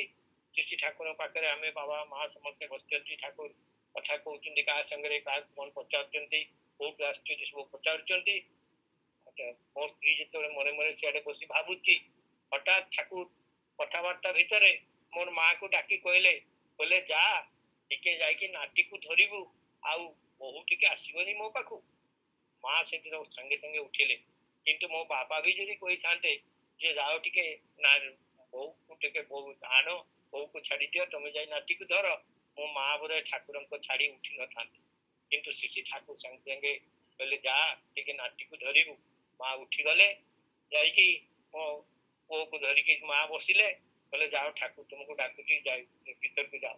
ସେଠୁ ଭିତରକୁ ଆସିଲା, ଠାକୁର ପାଖରେ ମୁଣ୍ଡିଆଟେ ମାରି ପ୍ରଣାମ କରି ଯେତେବେଳେ ମୁହଁ ଟେକିଲା, ଠାକୁର ଟିକେ ମୂର୍ତ୍ତି ହସିଲେ, ଯେମିତି ମନେ ମନେ ଠାକୁର ଯେମିତି କହୁଛନ୍ତି ଯେ କିରେ ଆସିପାରିଲୁ ତ। ମୋ ସ୍ତ୍ରୀ କେତେ ମନେ ମନେ ଖୁସି ହେଇଗଲା। ଏ ହଉଛନ୍ତି ସେଇ ପ୍ରିୟ ପରମ ଶ୍ରୀ ଠାକୁର। ଅନୁଭବ କରିଛି ଆମ ସଦ୍ୟ କାଳିଦା କାଳୀପଦ ଭୌମିକ କଟକର ପ୍ରବୀଣତମ ଋତିକ, ସେ ଗୋଟେ ଥର ଆମରି ସାଙ୍ଗରେ ଯାଇଥିଲେ, ଗୋଟେ ବିରାଟ ବଡ ତରଭୁଜ ନେଇକି ଯାଇଛନ୍ତି, ଠାକୁରଙ୍କ ନିଜ ହାତରେ ନେଇକି ଠାକୁରଙ୍କୁ ଦେବେ, ଠାକୁର ଖୁସି ହେବେ। ସେଇ ଖୁସି ଆନନ୍ଦଟା ଉପଭୋଗ କରିବା ପାଇଁ। କିନ୍ତୁ ଯେତେବେଳେ ଭୋଗ ଘର ସାମ୍ନା ଦେଇକି ଆସୁଛନ୍ତି, ସେ ଜଣେ ସେବକ ତାଙ୍କ ହାତରୁ ସେଇ ତରଭୁଜଟାକୁ ନେଇକି ଭୋଗ ଘର ଭିତରେ ନେଇକି ରଖିଦେଲା। କାଳିଦା ମନ ଦୁଃଖ କଲା, ଆସିକି ଠାକୁରଙ୍କ ସାମ୍ନାରେ ଆସିକି ଆଉ ଦୂରରୁ ମୁହଁ ତଳୁ କରି ଠାକୁରଙ୍କୁ ପ୍ରଣାମ କରି ମୁହଁ ତଳୁ କରି ଫେରିଗଲା। କହିଲେ ମୁଁ ଠାକୁରଙ୍କୁ ଦେଇପାରିଲିନି, ଠାକୁର ଖୁସି ହେଇଥାନ୍ତେ, ସେ ଆନନ୍ଦ ଉପଭୋଗ କରିଥାନ୍ତେ। କିନ୍ତୁ ପରମ ପ୍ରେମ ସେଇ ଠାକୁର କିନ୍ତୁ କାହାରି ମନରେ ଦୁଃଖ ଦିଅନ୍ତିନି। ତାର ଦିନ ସକାଳେ କାଳିଦା ଯାଇକି ଠାକୁର ପାଖରେ ଯାଇକି ବସିଛନ୍ତି। ଠାକୁର ଦେଖିଲେ କାଳିଦା ମୁହଁ ତଳୁ କରି ବସିଛନ୍ତି। ଠାକୁର କହିଲେ କାଳି ତୁ କାଲି ତରମୁଜ ଆଣିଥିଲୁ, ଓ କି ମିଠା। କାଳିଦା ମନ ଖୁସି ହେଇଗଲା, ଖାଲି ତରମୁଜ ଆଣିଥିଲୁ ଦେଖି ନାହାନ୍ତି, ଖାଇଛନ୍ତି ମଧ୍ୟ, କହିଲେ କି ମିଠା। କାଳିଦା କହିଲେ ପ୍ରିୟ ପରମ ସାମ୍ନାରେ ନ ଆଣିଲେ କଣ ହବ, ତାଙ୍କର ଚକ୍ଷୁ ତାଙ୍କ ଦୃଷ୍ଟି ବାହାରେ ଦୁନିଆରେ କିଛି ନାହିଁ। ସେଦିନ ପ୍ରିୟ ପରମ କାଳିଦାଙ୍କ ମନକୁ ପରିପୂର୍ଣ୍ଣ କରିଦେଲେ। ଇଏ ହେଉଛନ୍ତି ସେଇ ପ୍ରିୟ ପରମ ଶ୍ରୀ ଠାକୁର, ଯେ ତାଙ୍କର ପାଖରେ ଟିକେ ଭଲ ପାଇବା ନେଇ, ଟିକେ ଆନ୍ତରିକତା ନେଇ ତାଙ୍କ ପାଖରେ ଯାଇଛି, ପ୍ରଭୁ ତାକୁ ଏତେ ଖୁସି କରିଦେଇଛନ୍ତି, ତା ମନକୁ ପରିପୂର୍ଣ୍ଣ କରିଦେଇଛନ୍ତି। ଗୋଟେ ଘଟଣା କହେ, ଜଣେ ଠାକୁର ଦିନେ ମଧ୍ୟାହ୍ନ ସମୟରେ ଖାଇବାକୁ ବସିଛନ୍ତି, ଆସ୍ତେ ଆସ୍ତେ ଧୀରେ ଧୀରେ ଖାଉଛନ୍ତି। ଅନ୍ୟ ଦିନ ଏତିକି ବେଳେ ଠାକୁର ଖାଇସାରନ୍ତି, କିନ୍ତୁ ସେଦିନ କାହିଁକି ଡେରି କରି ଖାଉଛନ୍ତି। ଅନେକ ସମୟ ପରେ ସେଠି କବାଟ କିଏ ଯେମିତି ଠକ୍ ଠକ୍ କଲା, ସେଇଠୁ ଜଣେ ସେବକ ଗଲା, କବାଟ ଖୋଲି ଦେଇ ଦେଖନ୍ତି ଜଣେ ବୃଦ୍ଧା ମାଟି ଆସିକି ଠିଆ ହେଇଛି, ତାଙ୍କ ଝାଳ ବୋହି ଯାଉଛି, ଖରାରେ ଦୌଡ଼ି ଦୌଡ଼ିକି ଆସିଛନ୍ତି ବୋଧେ। ତେଣୁ ହାତରେ ଗୋଟେ ମାଟି ହାଣ୍ଡି, ତା ଦେହରେ ଗାମୁଛାରେ ବନ୍ଧା ହେଇଛି। ବୋଲେ ଆସିକି ସେ ମାଟି ପଚାରିଲେ, ବାବା ଠାକୁରଙ୍କର ଭୋଗ ଲାଗି ସାରିଲାନି? ନା ହଁ ଠାକୁର ଖାଉଛନ୍ତି। ନା ମୁଁ ଅନେକ ଦୂର ଆସିଛି, ମୋର ଡେରି ହେଇଗଲା ଆସିବା ପାଇଁ, ଆଉ ମୁଁ ଭାବୁଛି ଠାକୁରଙ୍କ ଭୋଗରେ ଲାଗେ ବୋଲି ମୋର ଗାଈର ପ୍ରଥମ ଗାଈଟି କିଣିଥିଲି, ତାର ବାଛୁରୀଟି ହେଇଛି, କ୍ଷୀର ପାଇଁ ପ୍ରଥମ ମୁଁ ଛେନା ତିଆରି କରି ଠାକୁରଙ୍କ ପାଇଁ ନିଜ ହାତରେ ମୁଁ ଗୋଲାପଜାମୁ ତିଆରି କରି ଆଣିଛି ଠାକୁରଙ୍କ ଭୋଗରେ ଲାଗିବ ବୋଲି, ଆଉ ମୁଁ କଣ ଲାଗିପାରିବନି? ସେଠୁ ସେ ସେବକ ଭାଇଟି କହିଲେ, ମା ଆପଣ ପରମ ଭାଗ୍ୟବାନ, ଠାକୁର ଏତିକି ବେଳେ ସବୁଦିନ ଖାଇସାରନ୍ତି, ଆଜି କଣ ପାଇଁ ଡେରି କରି ବସି ବସି ବସି ବସି ଖାଉଛନ୍ତି? ଦିଅନ୍ତୁ। ତାଙ୍କ ହାତରୁ ନେଲେ, ନେଇକି ଠାକୁର ପାଖରେ ଗଲେ। ଠାକୁର କହିଲେ, ଆରେ କଣ? ନା ଆଗେ ଜଣେ ମା ତାଙ୍କ ଗାଈର ପ୍ରଥମ ଛୁଆ ହେଇକି କ୍ଷୀର ହେଇ ସେଇଥିରୁ ଛେନା ତିଆରି କରି ସେ ଏଇ ଗୋଲାପଜାମ ମିଠା କରି ଆଣିଛି। ଠାକୁର କହିଲେ, ଦେ ଗୋଟେ ଦେ ଖାଇବି। ଗୋଟେ ଦିଟା ଠାକୁର ଖାଇଲେ ପରମ ତୃପ୍ତିରେ। ଏ ହଉଛନ୍ତି ସେଇ ପ୍ରିୟ ପରମ। ସମସ୍ତଙ୍କ ସେ ଭଲ ପାଇବାଟାକୁ ସେ ଗ୍ରହଣ କରନ୍ତି। କିନ୍ତୁ ଆମ ଭିତରେ ସେ ଭଲ ପାଇବାଟା ଯଦି ଅଭାବ ହୁଏ, ଆମେ ଯଦି ସେ ଭଲ ପାଇବାଟା ଯଦି ଠାକୁର ଦେଖନ୍ତି ଆମ ଭିତରେ ସେ ଭଲ ପାଇବାଟା କମି ଯାଇଛି, ଠାକୁର କିନ୍ତୁ ମନ ଦୁଃଖ କରନ୍ତି, ଠାକୁର ଛାଡନ୍ତି ନାହିଁ। ଗୋଟେ ଘଟଣା କହେ, ଜଣେ ରୀତିକାରା ନବବର୍ଷ ଦିନ ଠାକୁରଙ୍କୁ ପ୍ରଣାମ କରିବାକୁ ଯିବେ, ପକେଟରେ ଗୋଟେ 10 ଟଙ୍କିଆ ନୂଆ ନୋଟଟାକୁ ରେଡି କରି ରଖିଲେ, ଭାବିଲେ ନୋଟଟା ଠାକୁରଙ୍କୁ ପ୍ରଣାମ ଦେବି। ତାପରେ ଦେଖିଲେ ଆଉ ଗୋଟେ 5 ଟଙ୍କିଆ ନୂଆ ନୋଟଟା ବି ଅଛି ପକେଟରେ। କହିଲେ ଆଜି ନୂଆ ବର୍ଷ, ଆଜି ଠାକୁରଙ୍କୁ 15 ଟଙ୍କା ଦେବି, ସବୁଦିନ ତ 10 ଟଙ୍କା ଦିଏ, ଆଜି 15 ଟଙ୍କା ଦେଇ ପ୍ରଣାମ କରିବି। ମନେ ମନେ ସ୍ଥିର କରି ଆସିଲେ ଠାକୁର ପାଖରେ। ଠାକୁର ପାଖରେ ଆସିକି ସାମ୍ନାରେ ଆସିକି ଠିଆ ହେଲେ। ଠାକୁର ହସିଲେ, ହସ ମୁହଁ ଠାକୁରଙ୍କ ଦେଖି ମନ ଖୁସି ହେଇଗଲା। ତାପରେ ମୁଣ୍ଡ ଲଗେଇକି ଯେତେବେଳେ ପ୍ରଣାମ କରୁଛନ୍ତି, ପକେଟରେ ହାତ ଭର୍ତ୍ତି କଲେ। ସେତେବେଳେ ତାଙ୍କ ମନରେ ଗୋଟେ ଦୁଷ୍ଟ ବୁଦ୍ଧି ଆସିଲା। କହିଲେ ଠାକୁରଙ୍କୁ 15 ଟଙ୍କା କାହିଁ ଦେବି, 10 ଟଙ୍କା ସବୁଦିନ ତ ଦିଏ, ଆଉ ଠାକୁର ଟଙ୍କା ନେଇ କଣ କରିବେ? ବରଂ ଗୋଟେ ଗରିବ ଲୋକଙ୍କୁ 5 ଟଙ୍କା ଦେବି, ସେ ତାର ଗୋଟେ କାମରେ ଲାଗିବ। ଏଇ କଥା ଭାବି ସେ 10ଟି ଟଙ୍କା ନେଇ ଏଇ ପ୍ରଣାମୀ ଥାଳିରେ ରଖିଦେଇକି ମୁଣ୍ଡିଆଟା ମାରିକି ଯେମିତି ଠିଆ ହେଇଛି, ଠାକୁର ହସି ହସି କହିଲେ, ମଣି ଆଉ 5 ଟଙ୍କା ଅଛି କି ପାଖରେ ଦବୁ? କହିଦେଇକି ହାତ ବଢେଇ ଦେଲେ। ସେ ଭାଇଟି କହିଲେ, ଠାକୁର ସବୁ ଜାଣନ୍ତି, ତାଙ୍କର ଅଜଣା ଦୁନିଆରେ କିଛି ନାହିଁ। ତେଣୁ ସେ 5 ଟଙ୍କିଆ ନୋଟଟା ନେଇକି ଥାଳିରେ ଯେତେବେଳେ ରଖିବାକୁ ଯାଉଛନ୍ତି, ଠାକୁର କହିଲେ, ନାଇଁ ନାଇଁ ମୋର ହାତରେ ଦେ। ସବୁଦିନ ସମସ୍ତେ ଦେଖିଲେ ଠାକୁର କୋଉଦିନ ହାତରେ ଟଙ୍କା ଧରନ୍ତି ନାହିଁ, କିନ୍ତୁ ସେଦିନ ହାତ ବଢେଇ ଯାଇକି ସେ 5ଟି ଟଙ୍କା ହାତରେ ଧରିକି ବସି ରହିଲେ। ବହୁ ସମୟ ଧରି ସେ ବସିଛନ୍ତି। ମତେ ସମସ୍ତେ ଅନାଇ ଦେଖୁଛନ୍ତି। ଠାକୁର ଅନେକ ସମୟ ଟଙ୍କା ପାଇଲା ପରେ କୋଉଠି ଗରିବ ଲୋକ ଥିଲେ ନେଇଯା, ତାକୁ ଦେଇ ଦିଅନ୍ତି କି ଥାଳିରେ ରଖା ହେଇଥାଏ। କିନ୍ତୁ ସେଦିନ ଠାକୁର ସେଇ ମୁଠା କରିକି ଟଙ୍କାଟା ଧରିକି ବସିଛନ୍ତି। ସେ ଭାଇଟି ଅପେକ୍ଷା କରି ଦେଖିବା ପାଇଁ ଅପେକ୍ଷା କରି ବସିଛି ଯେ ଠାକୁର କଣ କରୁଛନ୍ତି ଦେଖିବା ଟଙ୍କାଟା। ବହୁ ସମୟ ଧରି ବସିଲେ। ବସି ବସି ବସି ବସି ଦେଖିଲେ ଠାକୁର ରଖୁନାହାନ୍ତି କି କାହାକୁ ଦଉନାହାନ୍ତି, ସେମିତି ମୁଠାଏ ଧରିକି ବସିଛନ୍ତି। ତାପରେ ଯେତେବେଳେ ଉଠି ଚାଲି ଯାଉଛି, ଦୂରରୁ ଯାଇକି ବି ପଛକୁ ଅନେଇକି ଦେଖୁଛି, ନା ଠାକୁର ସେମିତି ହାତକୁ ଧରିକି ବସିଛନ୍ତି। ଏ ହଉଛନ୍ତି ସେ ପ୍ରିୟ ପରମ। ଆମ ଭିତରେ ସେ ଭଲ ପାଇବାଟା ଯଦି ଖସିଯାଏ, ଆମ ଭିତରେ ଭଲ ପାଇବା ଯଦି କମିଯାଏ, ପ୍ରଭୁ କିନ୍ତୁ ଖୁସି ହୁଅନ୍ତି ନାହିଁ। ସେ ସବୁବେଳେ ଚାହାନ୍ତି ଆମ ଭିତରେ ତାଙ୍କ ପ୍ରତି ସେଇ ପ୍ରେମ। ତେଣୁ ସେ ଅତି ମାନେ ଜାଗତିକ ଅତି ଗର୍ଜାସ ଜିନିଷ ସେ ଚାହାନ୍ତି ନାହିଁ। ସେ ଚାହାନ୍ତି ଅତି ମାନେ ସାଧାରଣ ଭାବରେ ଆମେ ଅତି ଜୀବନର ମୁଖ କରି ଚାଲିବା। ତାଙ୍କରି ପ୍ରତ୍ୟେକଟା ନିର୍ଦ୍ଦେଶ ଆମର ପ୍ରତି ପଦକ୍ଷେପରେ ଆମେ ଯେଭଳି ଭାବରେ ତାକୁ ପରିପାଳନ କରି ଚାଲିବା, ତାଙ୍କୁ ଅନ୍ତର ଦେଇକି ଭଲବାସିବା, ତାଙ୍କରି କଥା ଉପରେ ବିଶ୍ୱାସ ରଖି ତାଙ୍କରି କଥାକୁ ରୂପାୟିତ କରି ଚାଲିବା, ସେଇଟା ହେଉଛି ପ୍ରିୟ ପରମର ଆଶୀର୍ବାଦ। ଗୋଟେ ଘଟଣା କହେ, ନବବର୍ଷ ଦିନ ଠାକୁରଙ୍କ ପାଖରେ ଅନେକ ଲୋକ ପ୍ରଣାମ କରିବାକୁ ଆସିଛନ୍ତି। ବହୁ ଲୋକ ସବୁ ମୂଲ୍ୟବାନ ବସ୍ତୁ ସବୁ ଧରିକି ଠିଆ ହେଇଛନ୍ତି ଲାଇନ କରିକି। ସେମାନେ ଜଣେ ଜଣେ କରି ଆସୁଛନ୍ତି। ଠାକୁର ଅନେକ ଦୂରରୁ ସେ ସେବକ ମାନେ ତାଙ୍କ ହାତରୁ ନେଇକି ରଖି ଦଉଛନ୍ତି। ସେମାନେ ପ୍ରଣାମ କରି ଚାଲି ଯାଉଛନ୍ତି। ଠାକୁର ବସିଛନ୍ତି। ବସି ବସି ଠାକୁର ଅନଉଛନ୍ତି। ତାର ଭିତରେ ଠାକୁର ଆଖି ପଡିଗଲା ଯେ ଏପଟ ସାଇଡରେ ଜଣେ ମାଟି ଠିଆ ହେଇଛନ୍ତି, ଗୋଟେ ଚିରା ଲୁଗା ପିନ୍ଧିକି ଠିଆ ହେଇଛନ୍ତି। ଠାକୁର ଜଣକୁ ସେବକ କହିଲେ, ସେ ମାଟି ଯେ ଏପଟେ ଠିଆ ହେଇଛି ତାକୁ ଟିକେ ଡାକି ଆଣିଲୁ। ସେଠୁ ଡାକି ଆଣିଲା ତାକୁ।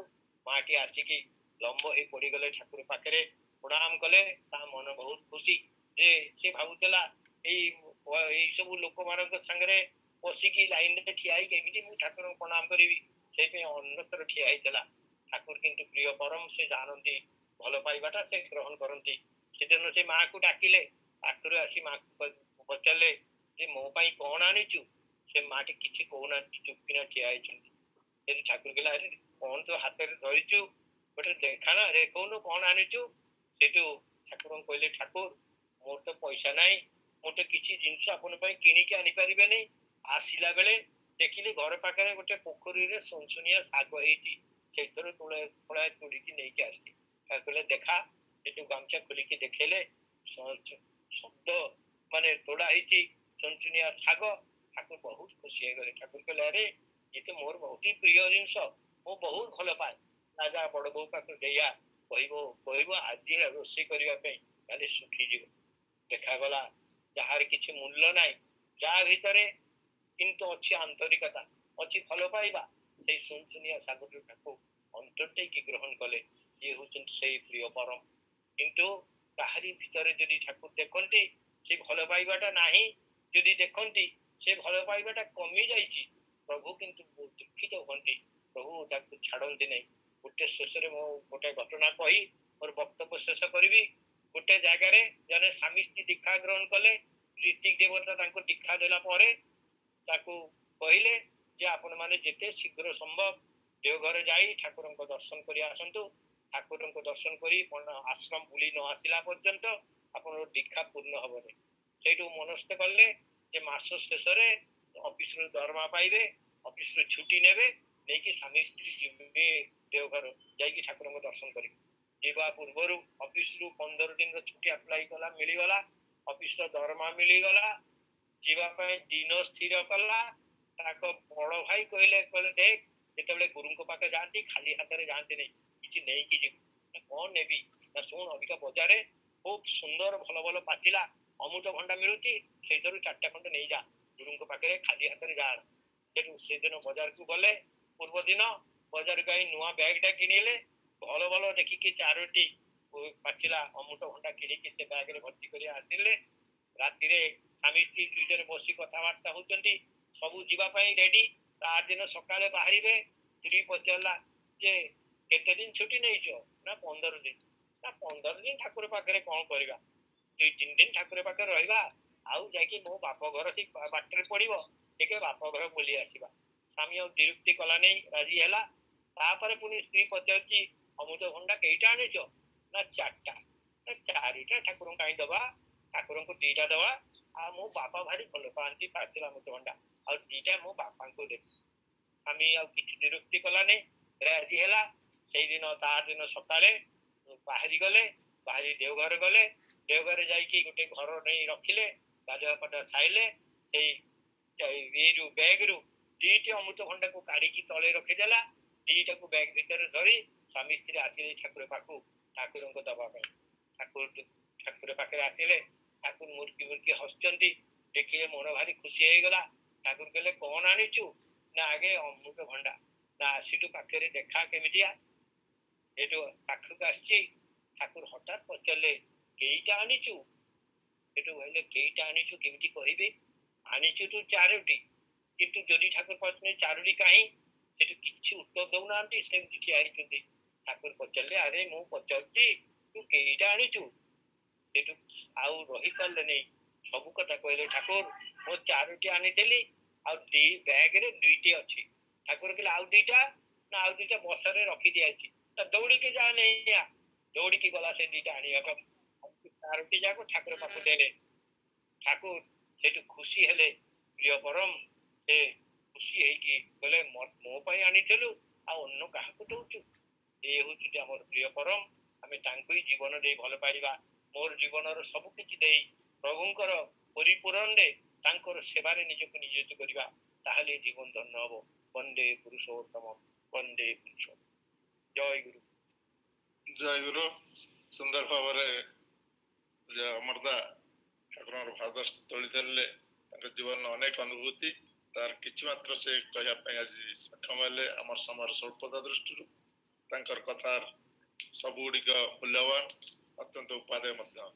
ପୁଣି ଥରେ ମୁଁ ଅନୁରୋଧ କରିବି ସେ ଆଉ ଥରେ ଦୟାକରି ସମୟ ଦେବେ ଏବଂ ଆସି ଆଉ ଯାହା କିଛି କଥା ତୋଳି ଧରିବା ପାଇଁ ଆମର ପାଖରେ ସେ ଅନୁରୋଧ ମୁଁ ରଖିବି ଆଜି ପ୍ରଭୁଙ୍କ ପାଖରେ ପ୍ରାର୍ଥନା କରେ ସେଇଭଳି ସୁନ୍ଦର ସ୍ୱାସ୍ଥ୍ୟର ଅଧିକାରୀ ହୁଅନ୍ତୁ ତାଙ୍କର ଚଲାପଥ ସ୍ମିତ ହଉ ଏବଂ ସପରିବାର ସପରିବେଶ ସମସ୍ତଙ୍କୁ ଏଇଭଳି ବାର୍ତ୍ତା ବାଣ୍ଟି ଚାଲନ୍ତୁ ଏହା ହିଁ ପରମ ପିତା ରାତ୍ରିଜନ ଆଜି ପ୍ରାର୍ଥନା ନିବେଦନ କରେ ଡକ୍ଟର ଜୟପ୍ରକାଶ ଦାସ ମୁଁ କାହିଁକି ଦେଖୁନି ଅନ୍ୟ କୋଉ ପରମରେ କୋଉ ଲାଇନରେ ଅଛନ୍ତି ଯଦି ଅଛନ୍ତି ଡକ୍ଟର ଜୟପ୍ରକାଶ ଦାସ ଆପଣ ଆସି ଜଏନ୍ କରନ୍ତୁ ଏବଂ ସମାପନୀ ସଙ୍ଗୀତ ଗାନ କରନ୍ତୁ ଅମର ଭାଇ ଧ୍ୱନି ପ୍ରଦାନ କରିବେ ଆଜିର କାର୍ଯ୍ୟକ୍ରମ ଏଠି ସମାପ୍ତ ହେବ ଆସନ୍ତା କାଲି ପୁଣି ଏକ ନୂତନ ଅଧ୍ୟାୟରେ 194 ଦିନ ଆମେ ପୁଣି ନୂତନ ନୂତନ ଲୋକଙ୍କୁ ଚିନ୍ତା କରିଛୁ ଅନୁରୋଧ କରିଛୁ ପୁଣି ତାଙ୍କୁ ନେଇ ଆସନ୍ତା କାଲିର କାର୍ଯ୍ୟକ୍ରମ ଆମେ ଆଗେଇ ନେବୁ ଡକ୍ଟର ଜୟପ୍ରକାଶ ଦାସ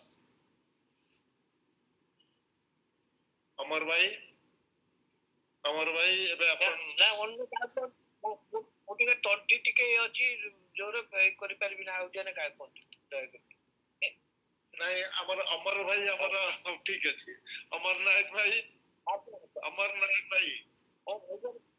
ଆଚ୍ଛା ଆଚ୍ଛା ଅମର ଭାଇ ଆଉ ଜଣେ ଅଛନ୍ତି ଠିକ ଅଛି ଜୟ ସବୁଦିନ ଆମର ଧ୍ୱନି ଦିଅନ୍ତି ନାଇଁ আমার ফটো টাকা যায় কি দেখি অমর নায়ক ভাই छोटू अशोक ঠিক আছে ये अमर दास नाती भजन बोली पारिबो अमर दास নাই আজি আজি আছে প্রস্তুত নাই ठीक है ভিতরে কোন করি अमर नायक भाई आज कोन असुविधा तांकर होई मूवी দাদা জয় গুরু हम तो धन्य दियंतु দাদা এটা বলবি তোমায় কথা বলে যা এটা বলবি কি বলত ধন্য দিয়ন্তু আগে তোমার কথা বলে যারা তোমায় মানে না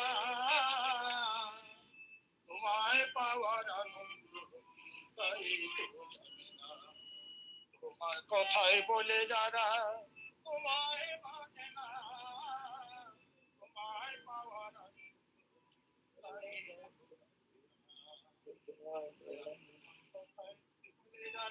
তোমায় মানে না তোমায় পাওয়ার আনন্দ তাই তো জানে না চিনির বোঝা বহন করে চিনির বোঝা বহন করে বুঝবে স্বাদ কেমন করে চিনির বোঝা বহন করে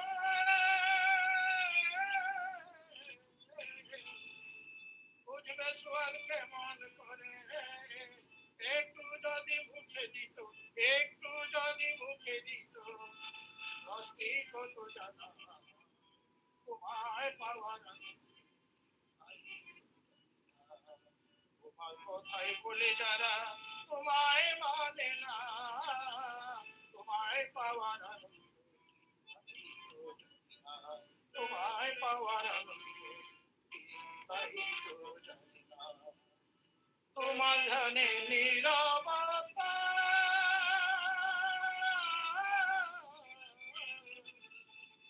কেমন সুখে জানে না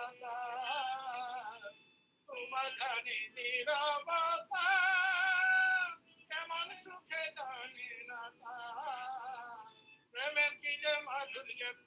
প্রেমের কি যে মাধুর্যতা কেউ বুঝে না তোমার পাওয়ার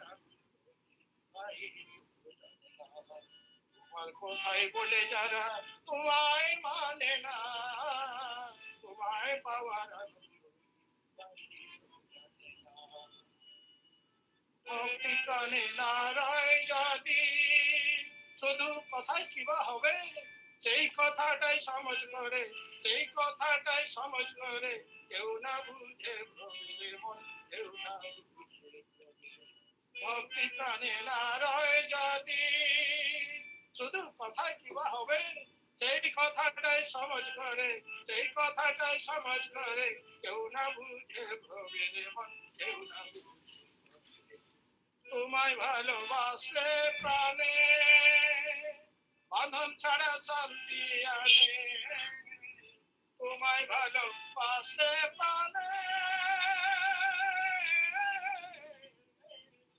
বাঁধন ছাড়া শান্তি আনে নিত্য তোমায় সেবাই বিনা নিত্য তোমায় সেবাই বিনা তৃষ্ণা কমে না তোমায় পাওয়ার তাই জানে না তোমায় কথাই বলে যারা তোমায় মানে না তোমায় পাওয়ার তাই জানে না তোমার কথাই বলে যারা তোমার কথাই বলে যারা তোমায় মানে না তোমায় পাওয়ার আনন্দ তাই জানে না তোমার কথা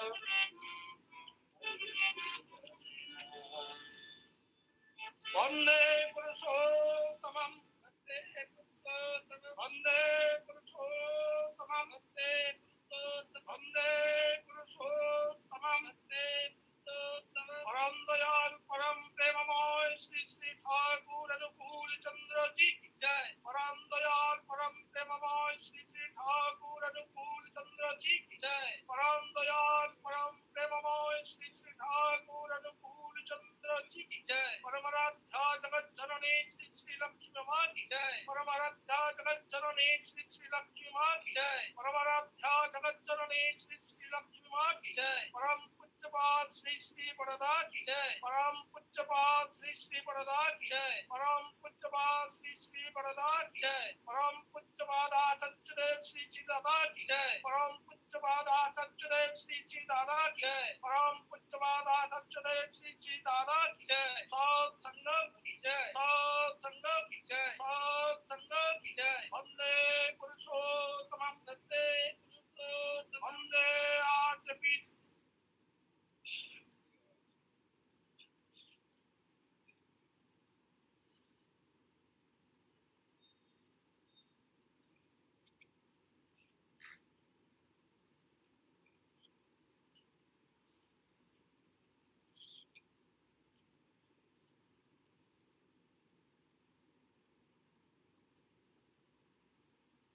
जय गुरु समस्त को प्रीतिपूर्ण जय गुरु जनाए हेमंत भाई शेष पर्यंत ध्वनि कंप्लीट करि पारलेनी प्रभु भाई तंकर सर्विक जय गुरु असंता काली सकाळ 8टा रे राउरकेला रे यूथ वॉलंटियर्स मानकर सहयोग रे ई सत्संग अनुष्ठित होउची असंता काली 101 दिन रे पदार्पण कृष्ता ସେଥିରେ ସତ୍ସଙ୍ଗର ପ୍ରତିନିଧି ଚେନ୍ନାଇ ସତ୍ସଙ୍ଗ ବିହାରର ଦାୟିତ୍ୱଶୀଳ କର୍ମୀ ପରମ ଶ୍ରଦ୍ଧେୟ ଶ୍ରୀ ପ୍ରତାପ ଚନ୍ଦ୍ର ଦାସ ଯୋଗ ଦେବେ ଆପଣମାନଙ୍କୁ ଅନୁରୋଧ ସେମାନେ କରିଛନ୍ତି ୟୁଥ ଭଲେଣ୍ଟିୟର୍ସ ମାନେ ଆପଣମାନେ କାଲି 8ଟାରେ ସକାଳ 8ଟାରେ ସେଠାରେ ଯୋଗ ଦେବା ପାଇଁ ମୁଁ ମଧ୍ୟ ଅନୁରୋଧ କରୁଛି ଜୟ ଗୁରୁ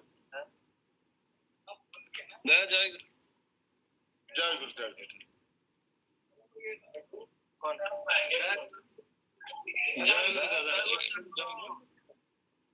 जय गुरु दादा जय गुरु संजीव का जय गुरु अमर भाई जय गुरु समस्त जय गुरु जय गुरु जय गुरु अमर भाई जय गुरु जय गुरु जय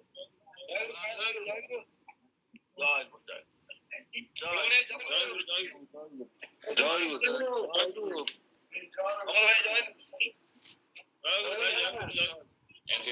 भाई जय गुरु भाई जय गुरु भाई जय गुरु जय गुरु कोलमणिंदा जय गुरु जय गुरु और भाई जय गुरु संजीव दा जय गुरु संजीव दा जय गुरु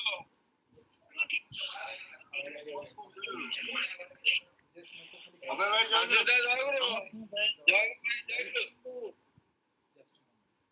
नेटवर्क प्रॉब्लम आज्ञा आज्ञा अबे भाई सुना जाउची आज्ञा हां तो नेटवर्क प्रॉब्लम होतो मोटारो टिके टिके आज्ञा आज्ञा आज्ञा आओ जय गुरु अमर भाई जय गुरु जय